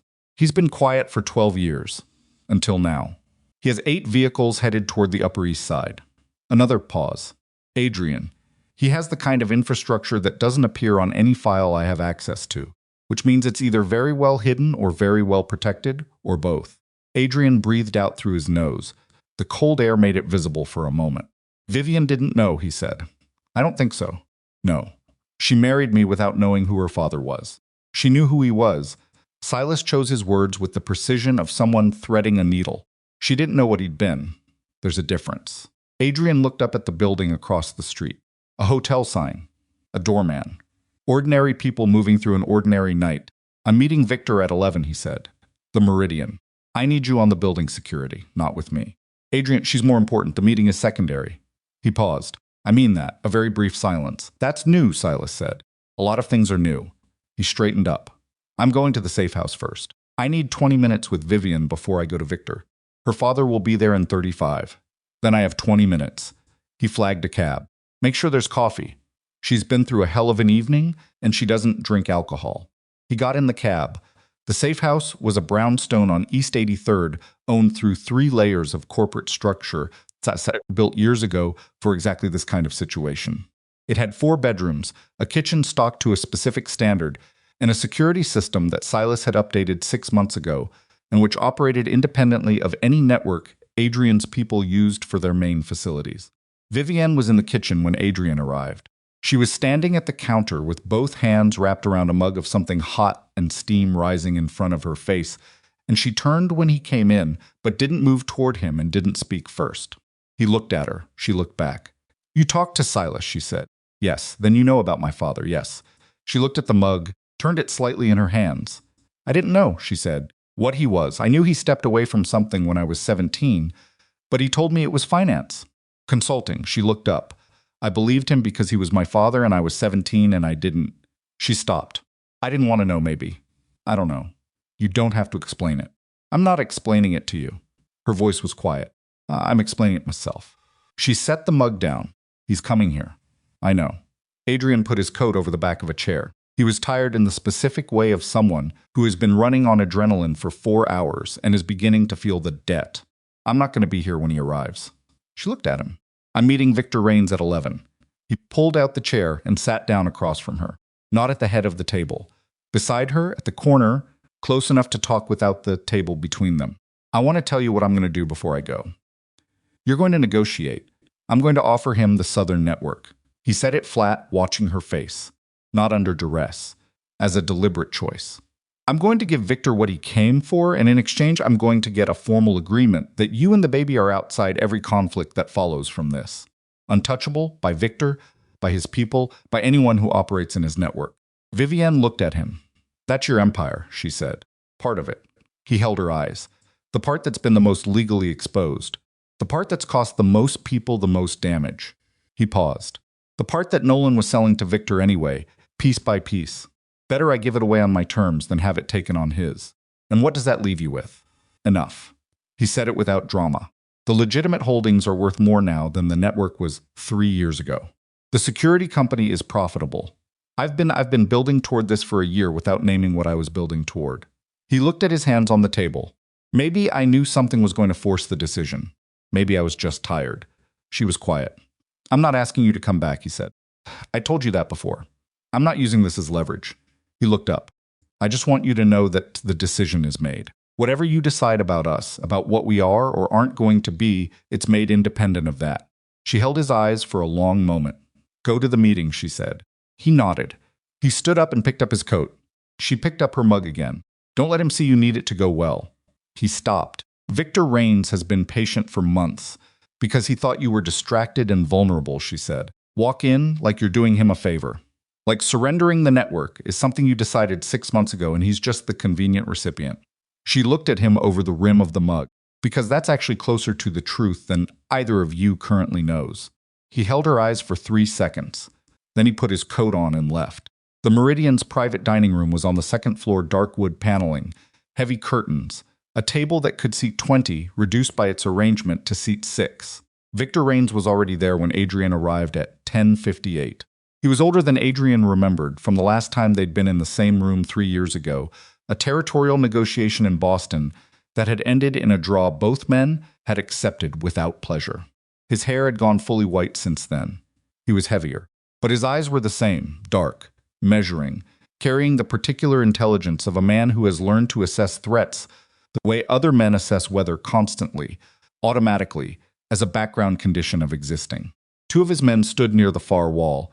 Adrian had come with one, a man named Park, who waited outside the door. Victor gestured at the table. Adrian sat. A bottle of scotch was already open. Adrian didn't pour. You look better than I expected, Victor said. You look older than I expected. Victor almost smiled. Fair. He poured himself 2 fingers. You said you wanted to talk. I want to give you the Southern Network. Adrian put his hands flat on the table. No papers. No documents. Those would come later, with attorneys, in rooms that didn't have this particular charge. Full operational control. The Baltimore corridor, the harborside routing, the 3 distribution points in the Carolinas. All of it. Victor held his glass and didn't drink. In exchange, Adrian continued for a permanent agreement. Vivian Hart, her child, and any member of the Hart family are outside every conflict, every operation, every leverage calculation for the rest of your career, and the careers of anyone who comes after you in your network, written and witnessed. Victor turned his glass slowly on the table. That's a significant offer, he said. I know what it's worth. The network, I know what it generates. Adrian's voice stayed even. I built it. Victor looked at him. The measuring quality of his gaze had shifted slightly, still assessing, but reassessing. You're serious, he said. I walked in here, Victor. That should tell you how serious I am. A pause. Victor set his glass down. Nolan Creed told me she was your vulnerability. That if we put enough pressure on her, you'd come apart. Nolan Creed was wrong. Clearly, Victor studied him. This isn't coming apart. This is something else. Yes. What is it? Adrian looked at him. It's a man deciding what he actually values before someone else makes the decision for him. He held Victor's gaze. I'm giving you the network because it was already compromised by your operation inside mine. I'm giving it to you on terms because that's better than losing it without them. And I'm putting Vivian outside all of it because she never should have been inside any of it. He paused. That's not vulnerability. That's arithmetic. Victor was quiet for a moment. He looked at the glass. He looked at Adrian. I'll need the financial documentation by Monday, he said. You'll have it Saturday. And Creed. Creed is already in my custody. What happens to him is my business. He won't be a problem for you. Another pause. Victor picked up his glass. There are people in my network who will see this as a capitulation, who will interpret it as weakness. Then they'll come at me, Adrian said, and they'll find that I'm no longer distracted. He held Victor's eyes. Let them. Victor held his gaze for 3 seconds. Then he picked up his glass and extended it slightly across the table, not a toast, just an acknowledgement, the gesture of a man who has recognized a position as complete. Adrian did not pick up a glass. He nodded. It was enough. He left the Meridian at 11:47 and stood on the sidewalk and called Silas. Done, he said. The agreement? In principle. Documentation Saturday. He started walking. He needed the cold air. His chest felt strange, not painful, but expanded somehow, like something that had been compressed for a long time had been given room. How is she? She's fine. Her father arrived 20 minutes ago. A pause. Adrian, her father, I know who he is. Then you know that he walked into the safe house like he owned it. Because he effectively does the corporate structure on that property, traces back to a holding company that connects to a Caruso family trust from 1997. Another pause. We've been keeping Vivienne in a building her father bought before she was born. Adrian stopped walking. He stood on the sidewalk and looked at that for a moment. Of course we have, he said. He wants to speak with you. Tonight he's waiting. Adrian looked up at the street. He was 8 blocks from the brownstone. He could walk it. Tell him I'm coming, he said. He put the phone in his pocket and started walking, and thought about a man named Thomas Caruso, who had become Thomas Hart, and who had watched his daughter marry a mafia boss from a distance of 12 years, and who had sent Eleanor Marsh to work for her as an attorney, and who owned the safe house, and who had 8 vehicles en route from Connecticut, and who had called his daughter at the exact moment that the geometry of the night shifted, and said 4 words with the precision of a man who had been watching the board for months. He thought about Vivienne in the hotel room with her cast-iron skillet, and her 3-letter text, and her 2-hour window, and her complete refusal to be the thing Nolan Creed needed her to be. He thought about the ultrasound photo the size of a playing card. He walked faster. Thomas Hart was standing in the kitchen of the brownstone when Adrian came through the door. He was 61 years old and built like someone who had been large once and had refined it over time into something more deliberate. Gray at the temples, clean-shaved, wearing a coat that was expensive without being ostentatious. He had Vivienne's eyes, the same particular quality of attention, the same calibrated stillness. He looked at Adrian the way Adrian looked at problems he was deciding how to handle. Vivienne was not in the kitchen. Adrian clocked that before anything else. She's upstairs, Thomas said. She's tired. He pulled out a chair. Sit down. Adrian looked at the chair, then at Thomas. He sat down. Thomas sat across from him and folded his hands on the table and was quiet for a moment. Not uncomfortable quiet. The quiet of a man organizing. You gave Victor the network, Thomas said. News travels fast. I have a person in Victor's vehicle who sends texts. He said it without apology. I've been monitoring this situation for 6 weeks. 6 weeks. Since Nolan Creed made his first contact with Garrett. He looked at Adrian. I could have moved sooner. I chose not to. Why? because Vivian needed to make her own decisions. He held Adrian's eyes. If I'd come in at week 2 and managed it, she'd have traded one form of male management for another, and she'd spent 2 years in exactly that situation. A pause. So I waited. I put Eleanor in position to protect her legally. I made sure her finances were stable, and I let her handle Nolan Creed the way she handled him by being smarter than he expected. Adrian was quiet. She's extraordinary, Thomas said. It wasn't pride exactly. It was assessment, the way Adrian had heard military men describe terrain. She always has been. You had 2 years with her, and you treated her like maintenance staff.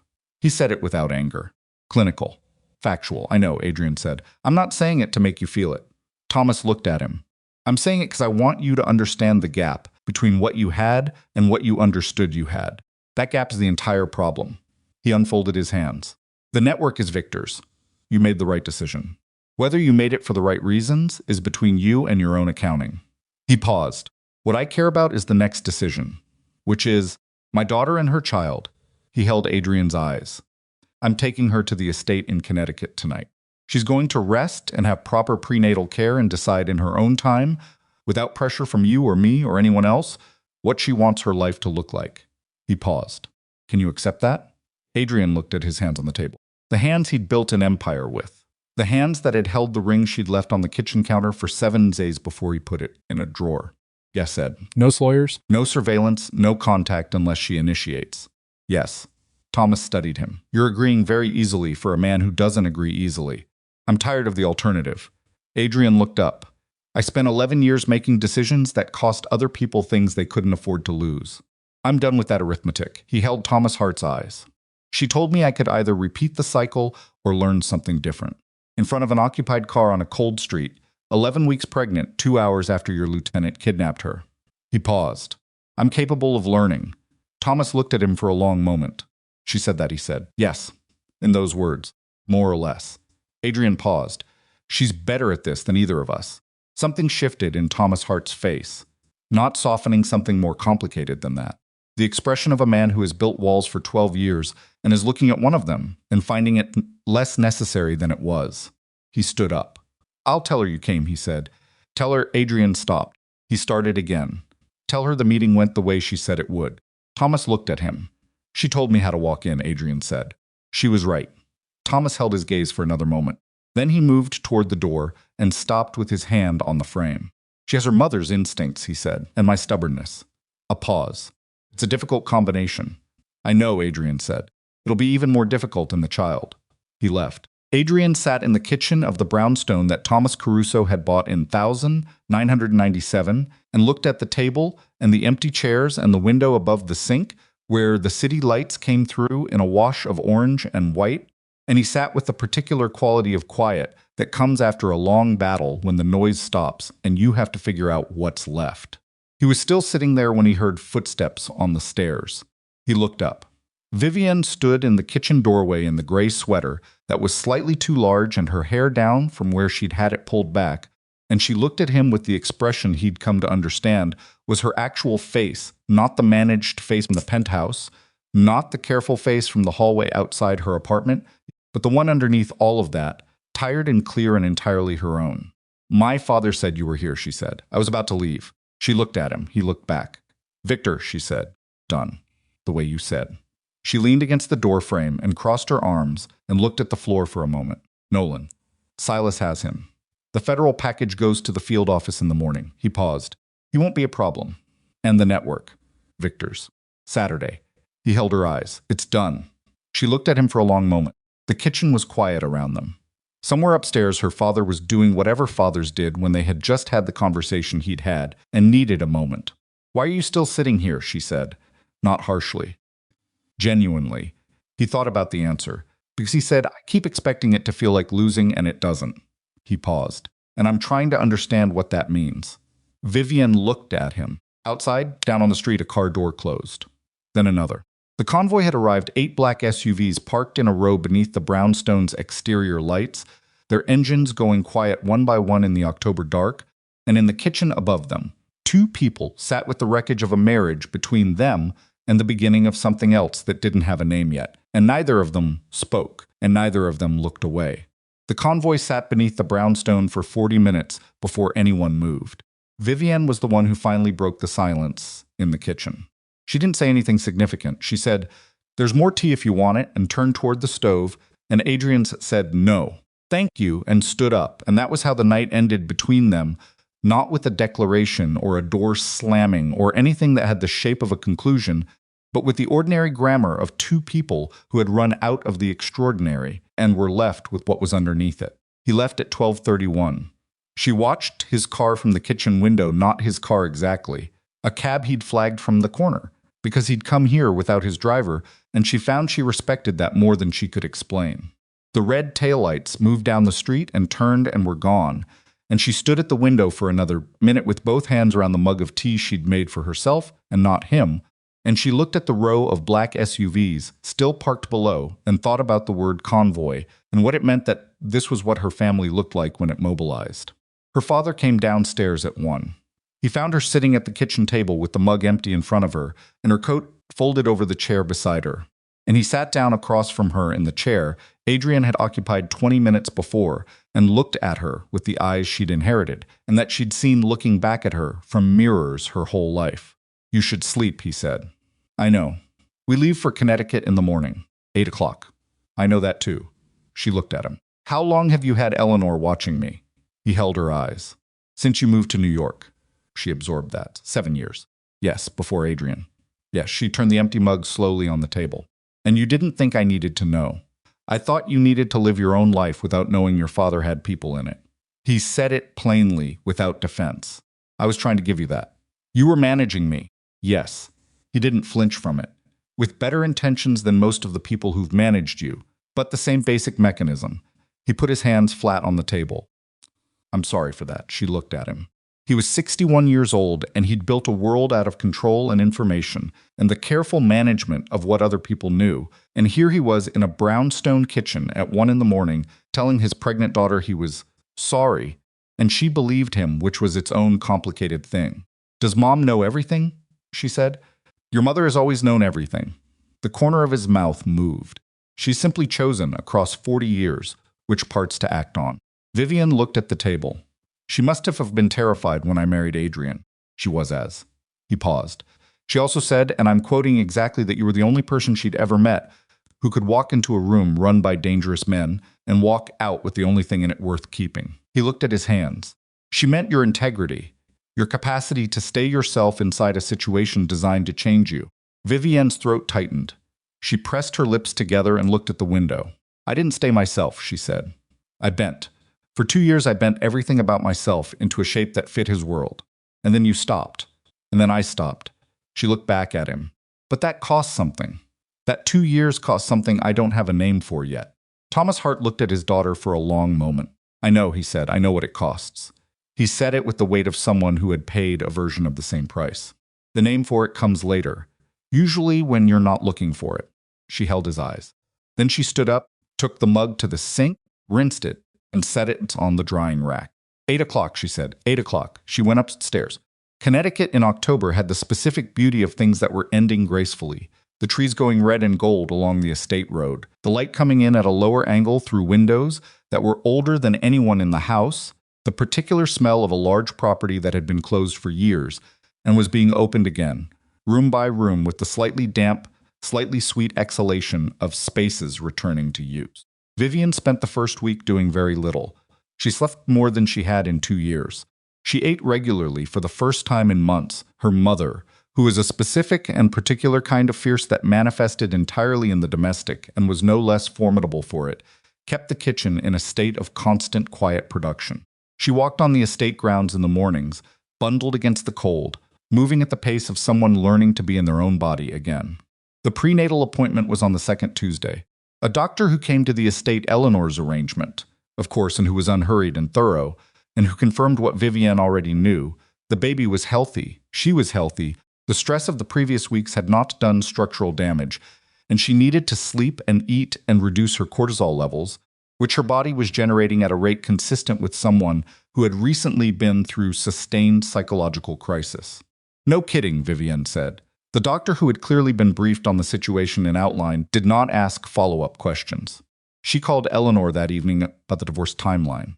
Eleanor gave her dates and contingencies and the specific legal arithmetic of what waiving Adrian's assets meant in practical terms and what the child support calculation would look like if Vivienne chose to pursue it. Vivienne listened to all of it. "I'm not pursuing support," she said. "Vivienne, he's setting up a separate account for the baby, separate from anything connected to the old network. He told me." She shifted the phone to her other ear. "I don't want his money entangled in the divorce settlement. I want a clean line." Eleanor was quiet for a moment. "He told you?" "Yes." "When did Eleanor?" She said gently. "I know you work for my family. I've known since my father told me. I'm not angry about it. But I need you to understand that some of what Adrian and I talk about is between us, and it stays there." A pause. "Can you work with that?" A shorter pause than she expected. "Yes," Eleanor said. "Good. Process the divorce on the timeline we agreed. Clean and simple." She hung up and looked out the window at the estate grounds, going dark in the early evening, and thought about the word clean, and whether anything that had happened in the last 8 weeks qualified. Nothing did, but clean wasn't the same as simple. You could want clean lines without pretending the mess hadn't existed. Nolan Creed's federal case moved faster than anyone expected. Syses's financial documentation, the 6 transfers, the shell in Delaware, the routing that connected to Victor Raines's holding company, was in the hands of the field office by Saturday morning as promised. By the following Thursday, Nolan had been formally charged with conspiracy and wire fraud, with additional charges pending review of the intelligence on Victor's network. Victor Raines, to no one's particular surprise, cooperated. He had been in this business long enough to understand that the difference between a man who survives federal scrutiny and one who doesn't is the quality of what he offers in exchange. He offered Nolan completely, corroborating the financial trail with internal documentation that Nolan hadn't known Victor kept.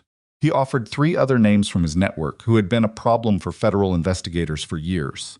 And he accepted the transfer of the Southern Shipping Network from Adrian with the particular grace of a man who has learned to receive what he's earned without gloating about it. Adrian's attorney called Vivienne's attorney on the same Thursday to confirm the documentation was filed. Eleanor called Vivienne. Vivienne was in the kitchen when she got the call, eating toast and looking at the prenatal photo she'd propped on the windowsill. She'd moved it from apartment windowsill to estate windowsill with the same careful hands, and she listened to Eleanor deliver the summary and said, "Thank you," and hung up. She sat with the information for a while. Nolan Creed had used her as a mechanism. He had looked at her and seen a pressure point, the soft place in an otherwise armored man, and he had tried to move her like furniture. She found that she was not particularly angry about this. She had been in the hotel room. She had been in the car afterward. But the anger had metabolized into something more useful, the same way grief sometimes metabolizes into clarity. And what it had left behind was a very specific understanding of the gap between being seen as weak and actually being weak. She had not been weak. She had been underestimated, which was an entirely different condition. And she had moved through it with a cast iron pan she hadn't used, and a 3-letter text she had sent in time, and a 2-hour window she had set precisely because she understood that she needed a margin for error, and she had been right. She was not going to spend time being grateful for that. She was going to spend time making sure it was the baseline going forward. Adrian came to Connecticut 6 weeks after the night in the brownstone kitchen. He didn't arrive unannounced. He had called her phone, not through Silas, not through Eleanor, directly and asked if he could come, and she had said yes. And they had agreed on a Sunday afternoon in the 3rd week of November when the estate grounds were bare and frost-edged, and the light was thin and low. He drove himself. She noticed that from the upstairs window, 1 car, no security, just Adrian, in a coat that was heavier than the one from October, because he'd apparently learned something from that night. And she watched him get out of the car and stand for a moment looking at the estate, taking in its scale, and then look up at the windows. She stepped back. She met him at the front door. He looked at her with the same inventory quality he always had, and she looked back at him the same way, and they were both looking for the same thing: damage assessment, ongoing condition, the thing underneath the surface that told you more than the surface did. She looked tired, but better than October. He looked like a man who had been doing hard work steadily for 6 weeks, not the kind that breaks you, the kind that clarifies you. The architecture of his face had changed slightly, not softer, more honest. "You look different," she said. "Different how?" "Like you're not managing anything right now." He thought about that. "I'm not," he said. "Right now I'm just here." She stepped aside and let him in. Her mother made coffee and disappeared with the particular tactful efficiency that was her specific form of intelligence. Her father was in his study and did not come out, which was its own form of statement. The house was quiet around them in the way of large houses on November afternoons, the kind of quiet that holds. I sat in the front room with the coffee and the bare trees visible through the window and the fire going in the fireplace, because the heat in the old house was inconsistent and this room ran cold. He told her about the 6 weeks. Not everything, some of it wasn't hers to know, and he understood that now in a way he hadn't 6 months ago, but the parts that mattered. The security company was fully operational, 40 employees, 3 government contracts that Sizeless had cultivated from the legitimate side of the network over the past 2 years. The remaining holdings were being restructured under a family trust that his attorney had set up. He had spent 2 weeks meeting with a financial advisor who was not on anyone's payroll but his own, and going through everything it built line by line and asking the question he'd never had to ask before. Is this clean? Some of it was. Some of it wasn't and needed to be unwound carefully over time. That takes longer than 6 weeks, Vivian said. Yes, he held the coffee cup. It takes years, probably. But I know what I'm doing now and I know what direction I'm moving in. He paused. That's different from where I was. She looked at the fire. Nolan's going to trial in March, she said. I know. You'll have to testify. I know that too. He was quiet for a moment. I'm not trying to avoid it. She looked at him. That's also different from where you were. He met her eyes. It is. The fire made its small sounds. Outside the window, a crow landed on the bare branch of an oak tree and sat there for a moment looking at whatever crows looked at, and then lifted and was gone. I've been thinking about what you said in the car, Vivian said.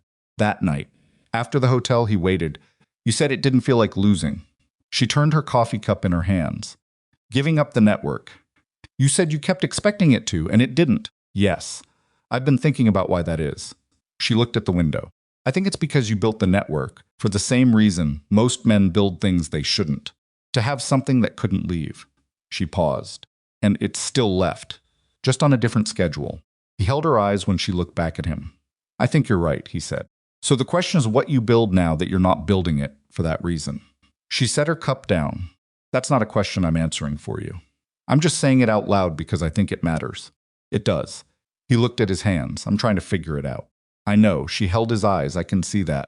She walked him out at 4 o'clock when the light was going gold and flat, and the frost was already coming back on the grass at the edges of the estate path. He stopped at his car. He reached into his coat pocket and held out a small envelope. She looked at it. It's not the ring, he said. It's not that. She took it. Opened it. Inside was a photograph, not the ultrasound. Something different. A picture taken outside a building she recognized as the new security company's offices, low and glass-fronted and ordinary in the way of legitimate things. In the lobby behind the glass, visible through the window, was a sign on the wall, the company name. Beneath it, in smaller letters, a founding motto or mission statement or whatever they were calling it. She read the words, "Safety for the people who can't provide it for themselves." She looked up. Silas picked the words, he said. But I approved them. He held her eyes. I thought you should know what I'm building. She looked at the photograph again. Then she put it back in the envelope and held it. Okay, she said. He nodded. He opened the car door. Adrian. She said it before she'd decided to. He turned. She thought about what she wanted to say and found that the honest version of it was shorter than she'd expected. You don't have to earn your way back into my old life, she said. He went very still. Because that life is gone. She held his eyes. Both of our old lives are gone. The penthouse and Celeste and the network and the version of me that folded herself small enough to fit inside it. She looked at him steadily. None of that exists anymore. He said nothing. He was listening in the total way he had when something mattered. But if you're willing to build something new, she said, one honest day at a time, starting with being a father to this child and not making that contingent on anything else. She paused. You can start here. He looked at her. She held the envelope in both hands and watched his face do the thing it did when he was not managing anything, when the machinery was quiet. And what was underneath it was just a person, imperfect and tired, and genuinely trying. I understand, he said. Not yes, not a promise dressed as a declaration. I understand, which was smaller and more honest, and she thought exactly the right size for where they were. She stepped back. He got in the car. She stood at the edge of the estate path and watched the car move down the long drive toward the road, the tail lights going red in the early dusk, and she stood there until it turned onto the road and was gone.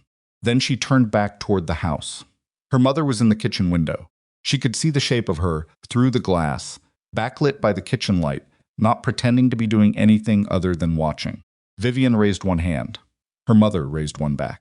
She walked back to the house through the frost-edged grass and the thin November light, one hand in her coat pocket and one at her side, and she felt in the specific deep place below her ribs, the place that had been fear in the hotel room, and anger in the kitchen and grief in 100 unnamed moments over the past 6 weeks, something settle. Not happiness exactly, not resolution in the clean television sense, but the particular settledness of a person who has been through a thing and is still standing and knows, with the knowledge that comes not from optimism, but from having tested herself against something real, that she is capable of what comes next. Their son was born on a Tuesday in late April. 7 pounds, 4 ounces, with a full head of dark hair and eyes that the nurses said were too new to assign color to, but that Vivian, looking at him in the first hour, already knew were going to be his father's. She called Adrian from the hospital. He answered in 2 rings. She said, "He's here." And then, because she was exhausted and it was 4 a.m, and there was no version of this moment that required management, "He's perfect. He's really, really perfect." There was a silence on the other end that she recognized. The silence of a man dealing with something he had no mechanism for. "I want to come," Adrian said. His voice was slightly rough at the edges. "If visiting hours start at 8, she said. "Come at 8. He walked into the hospital room with a small wrap package under one arm, not flowers, not the extravagant gesture of a man trying to impress, just a small wrapped thing, and he stopped when he saw the baby. He stopped and looked at him for a long time. Vivian watched him look. "He has your mouth," she said. "He has your hands." His voice was very quiet. He sat in the chair beside the bed without being invited and without looking at anything except the baby, and Vivian handed the baby to him when he'd been there 10 minutes, because something in the way he was looking told her he needed it more than he was going to ask for it. Adrian held his son with the careful intensity of someone handling something irreplaceable. His hands, which she had always thought of as instruments of control and leverage, and the blunt grammar of power, held the baby with a gentleness that had no performance in it. The baby made a sound, opened and closed one fist. Adrian looked up at Vivienne. She looked back at him. There was nothing to say that the moment didn't already contain, so neither of them said anything, and the light came through the hospital window in the thin way of early spring mornings, yellow-white and clean, and outside from the city window was going about its ordinary business. And inside the room, the 3 of them were in the first minute of something that had no name yet, because they hadn't built enough of it to know what it would be called. The small wrapped package turned out to be a book, old, cloth-covered, slightly worn at the corners.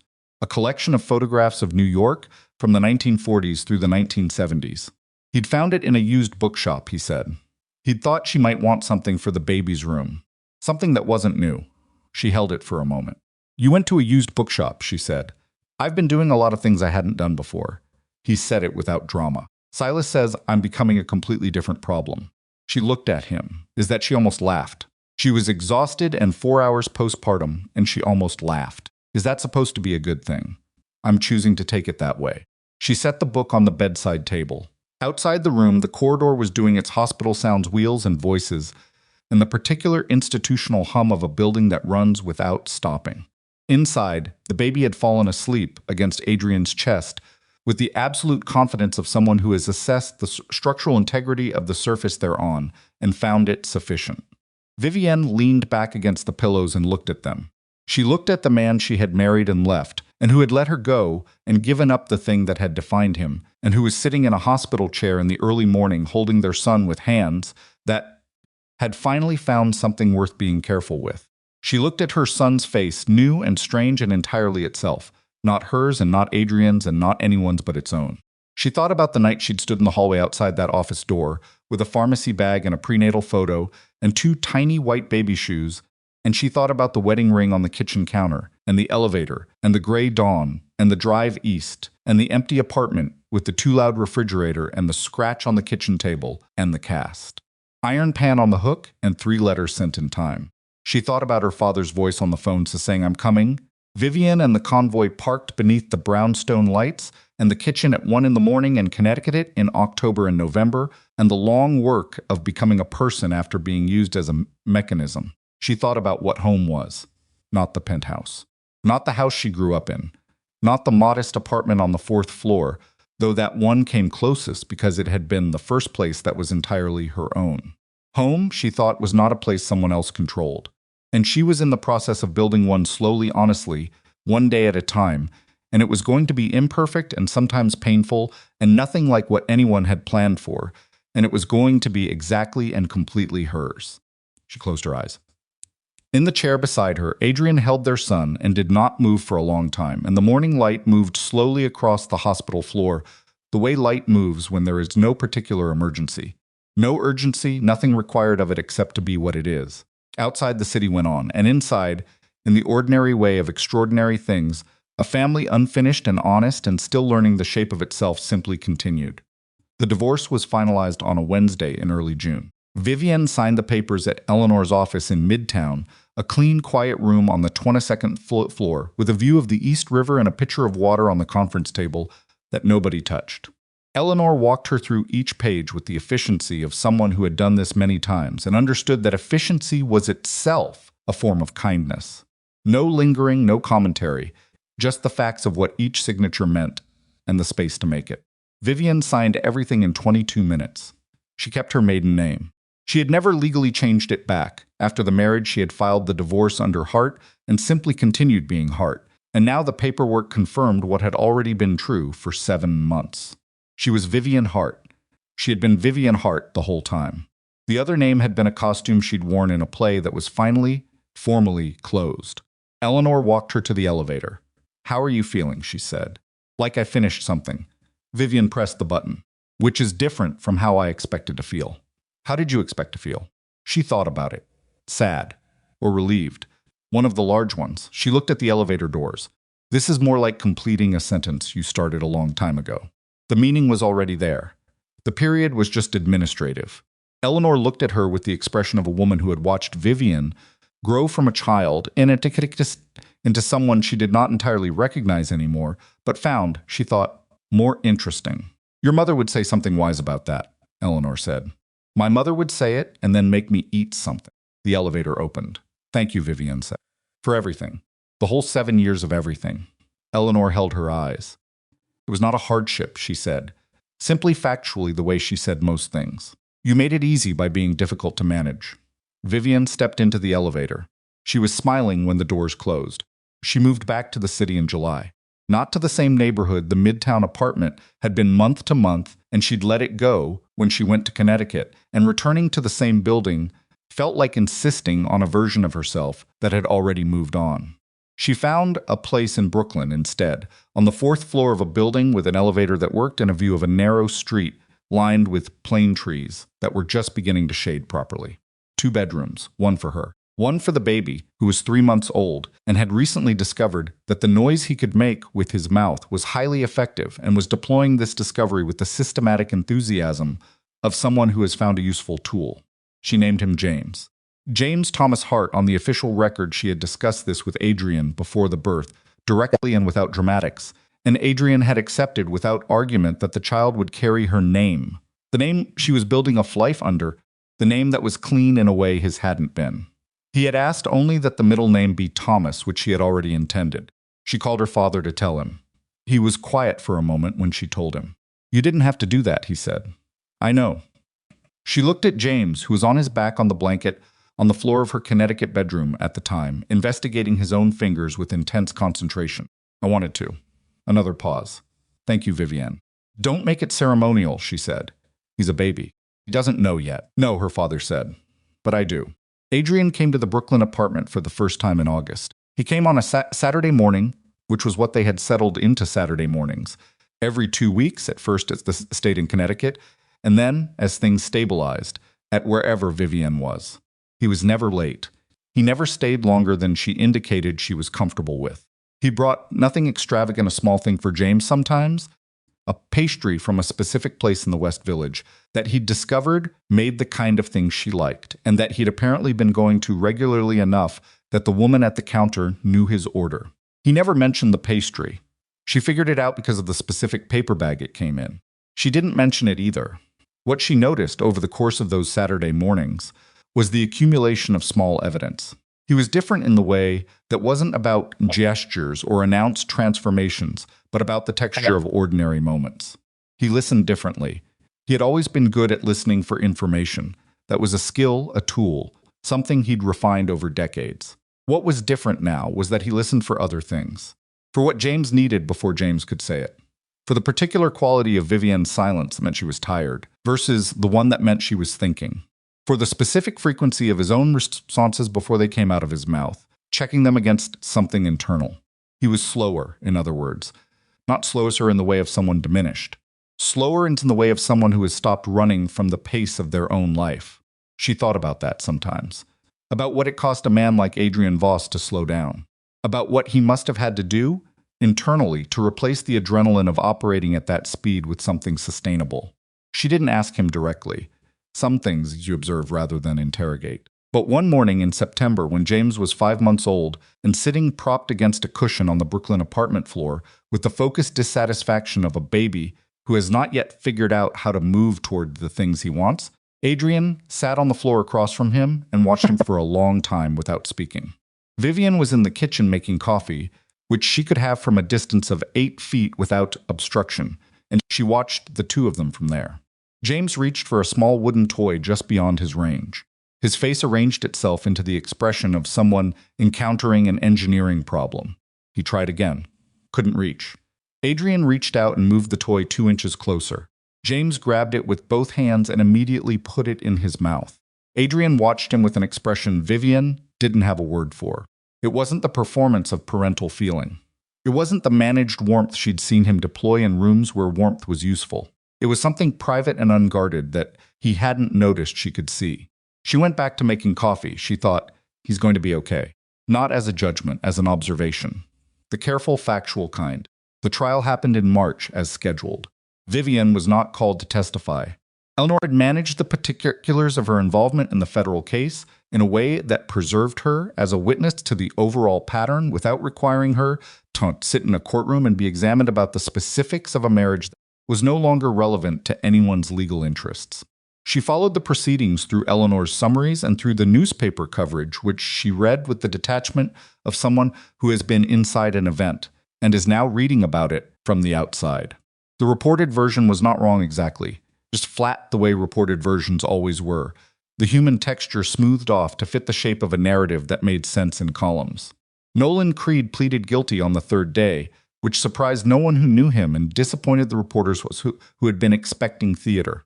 He received 7 years. Vivian read the sentencing report on a Tuesday morning with James in her lap, nursing, and she set her phone down and looked at the plane trees outside the window and felt almost nothing, which she took as a sign that she had processed it correctly. She thought about Nolan for a moment, the easy voice on the phone, the pleasant face in the hallway, the professional concern that was a tool, the same way everything else about him was a tool, and she found that she was not angry and not forgiving, both of which seemed like the right amount. Some people don't require forgiveness. They require understanding and then distance. She understood him. She kept her distance. That was sufficient. The security company's first major contract was announced publicly in October, 11 months after the night in the brownstone kitchen. It was a partnership with the Vincent Organization providing security consultation and infrastructure for shelters in 6 states. Pro bono for the first year, reduced rate after. The press release was short and did not mention Adrian Voss by name, attributing the partnership to the company's founding mission, safety for people who can't provide it for themselves. Vivian read it on her phone while James napped. She didn't call Adrian. She sent him a text instead. Silas picked well. He replied 40 minutes later, it was both of us. She put the phone down. She looked at her apartment, the plane trees through the window, the wooden toy James had learned to move toward on his own last week, the prenatal photo still on the windowsill because she hadn't found a reason to move it, the scratch-covered table from Brooklyn she'd bought secondhand, instead of the Connecticut one she'd sold the apartment because she wanted to start fresh, the grandmother's watch on her wrist that Adrian had once said looked cheap and that she now wore every day. She looked at all of it and she thought, this is mine. The same thought she'd had standing in the Midtown apartment with her one bag at her feet. Still true. More true maybe because she'd built more of it since then. More layers to it. More of her own fingerprints. She made tea. She sat at the table with the scratch on the leg she no longer bothered to cover with a book because it was her table, and scratches were part of what tables did when they were actually used. She thought about the night in the hallway outside Adrian's office, the pharmacy bag, the prenatal photo, the baby shoes. The moment before everything changed. She thought about standing there and hearing useful through an office door and knowing before her brain had found the words for it that the life she'd been carefully maintaining was not actually her life. She had not known, standing there, what came after. You never do. What you know is what you're willing to do with the after once it arrives. Whether you fold back into something familiar because familiar feels safer than unknown. Whether you build something new from material that is harder to work with but more honestly yours. She had built something new. It was not finished. It was probably never going to be finished in the way that completed things are finished, because living things don't complete, they just continue, layer after layer, day after day, the shape of them emerging slowly from the accumulation of decisions. She was okay with that. Outside the window, the plane trees were going gold at the edges. October again. A year from the hotel room and the cast iron pan and the convoy beneath the brownstone lights. A year from her father's voice saying, "I'm coming." James made a sound from the other room. She put down her tea. She got up and went to him, and he was awake and looking at the ceiling with the focused attention he brought to everything. And when she came into his line of sight, his face broke into the expression that still every time hit her somewhere she didn't have adequate language for pure and total recognition, the face of someone who knows exactly where they are because the person they need is right there. She picked him up. He made a sound against her shoulder that meant contentment, that meant here, that meant every ordinary and extraordinary thing that a 5-month-old could mean. She stood in the middle of his room and held him and looked at the plane trees through his window and the October light and the photo on the windowsill, the comma-shaped blur, the red ink circle, the arrow, and she thought about convoy headlights flooding a side street and a man standing in October dark who had looked at her and, for the first time, not known what to say. She thought about what home was. She was standing in it.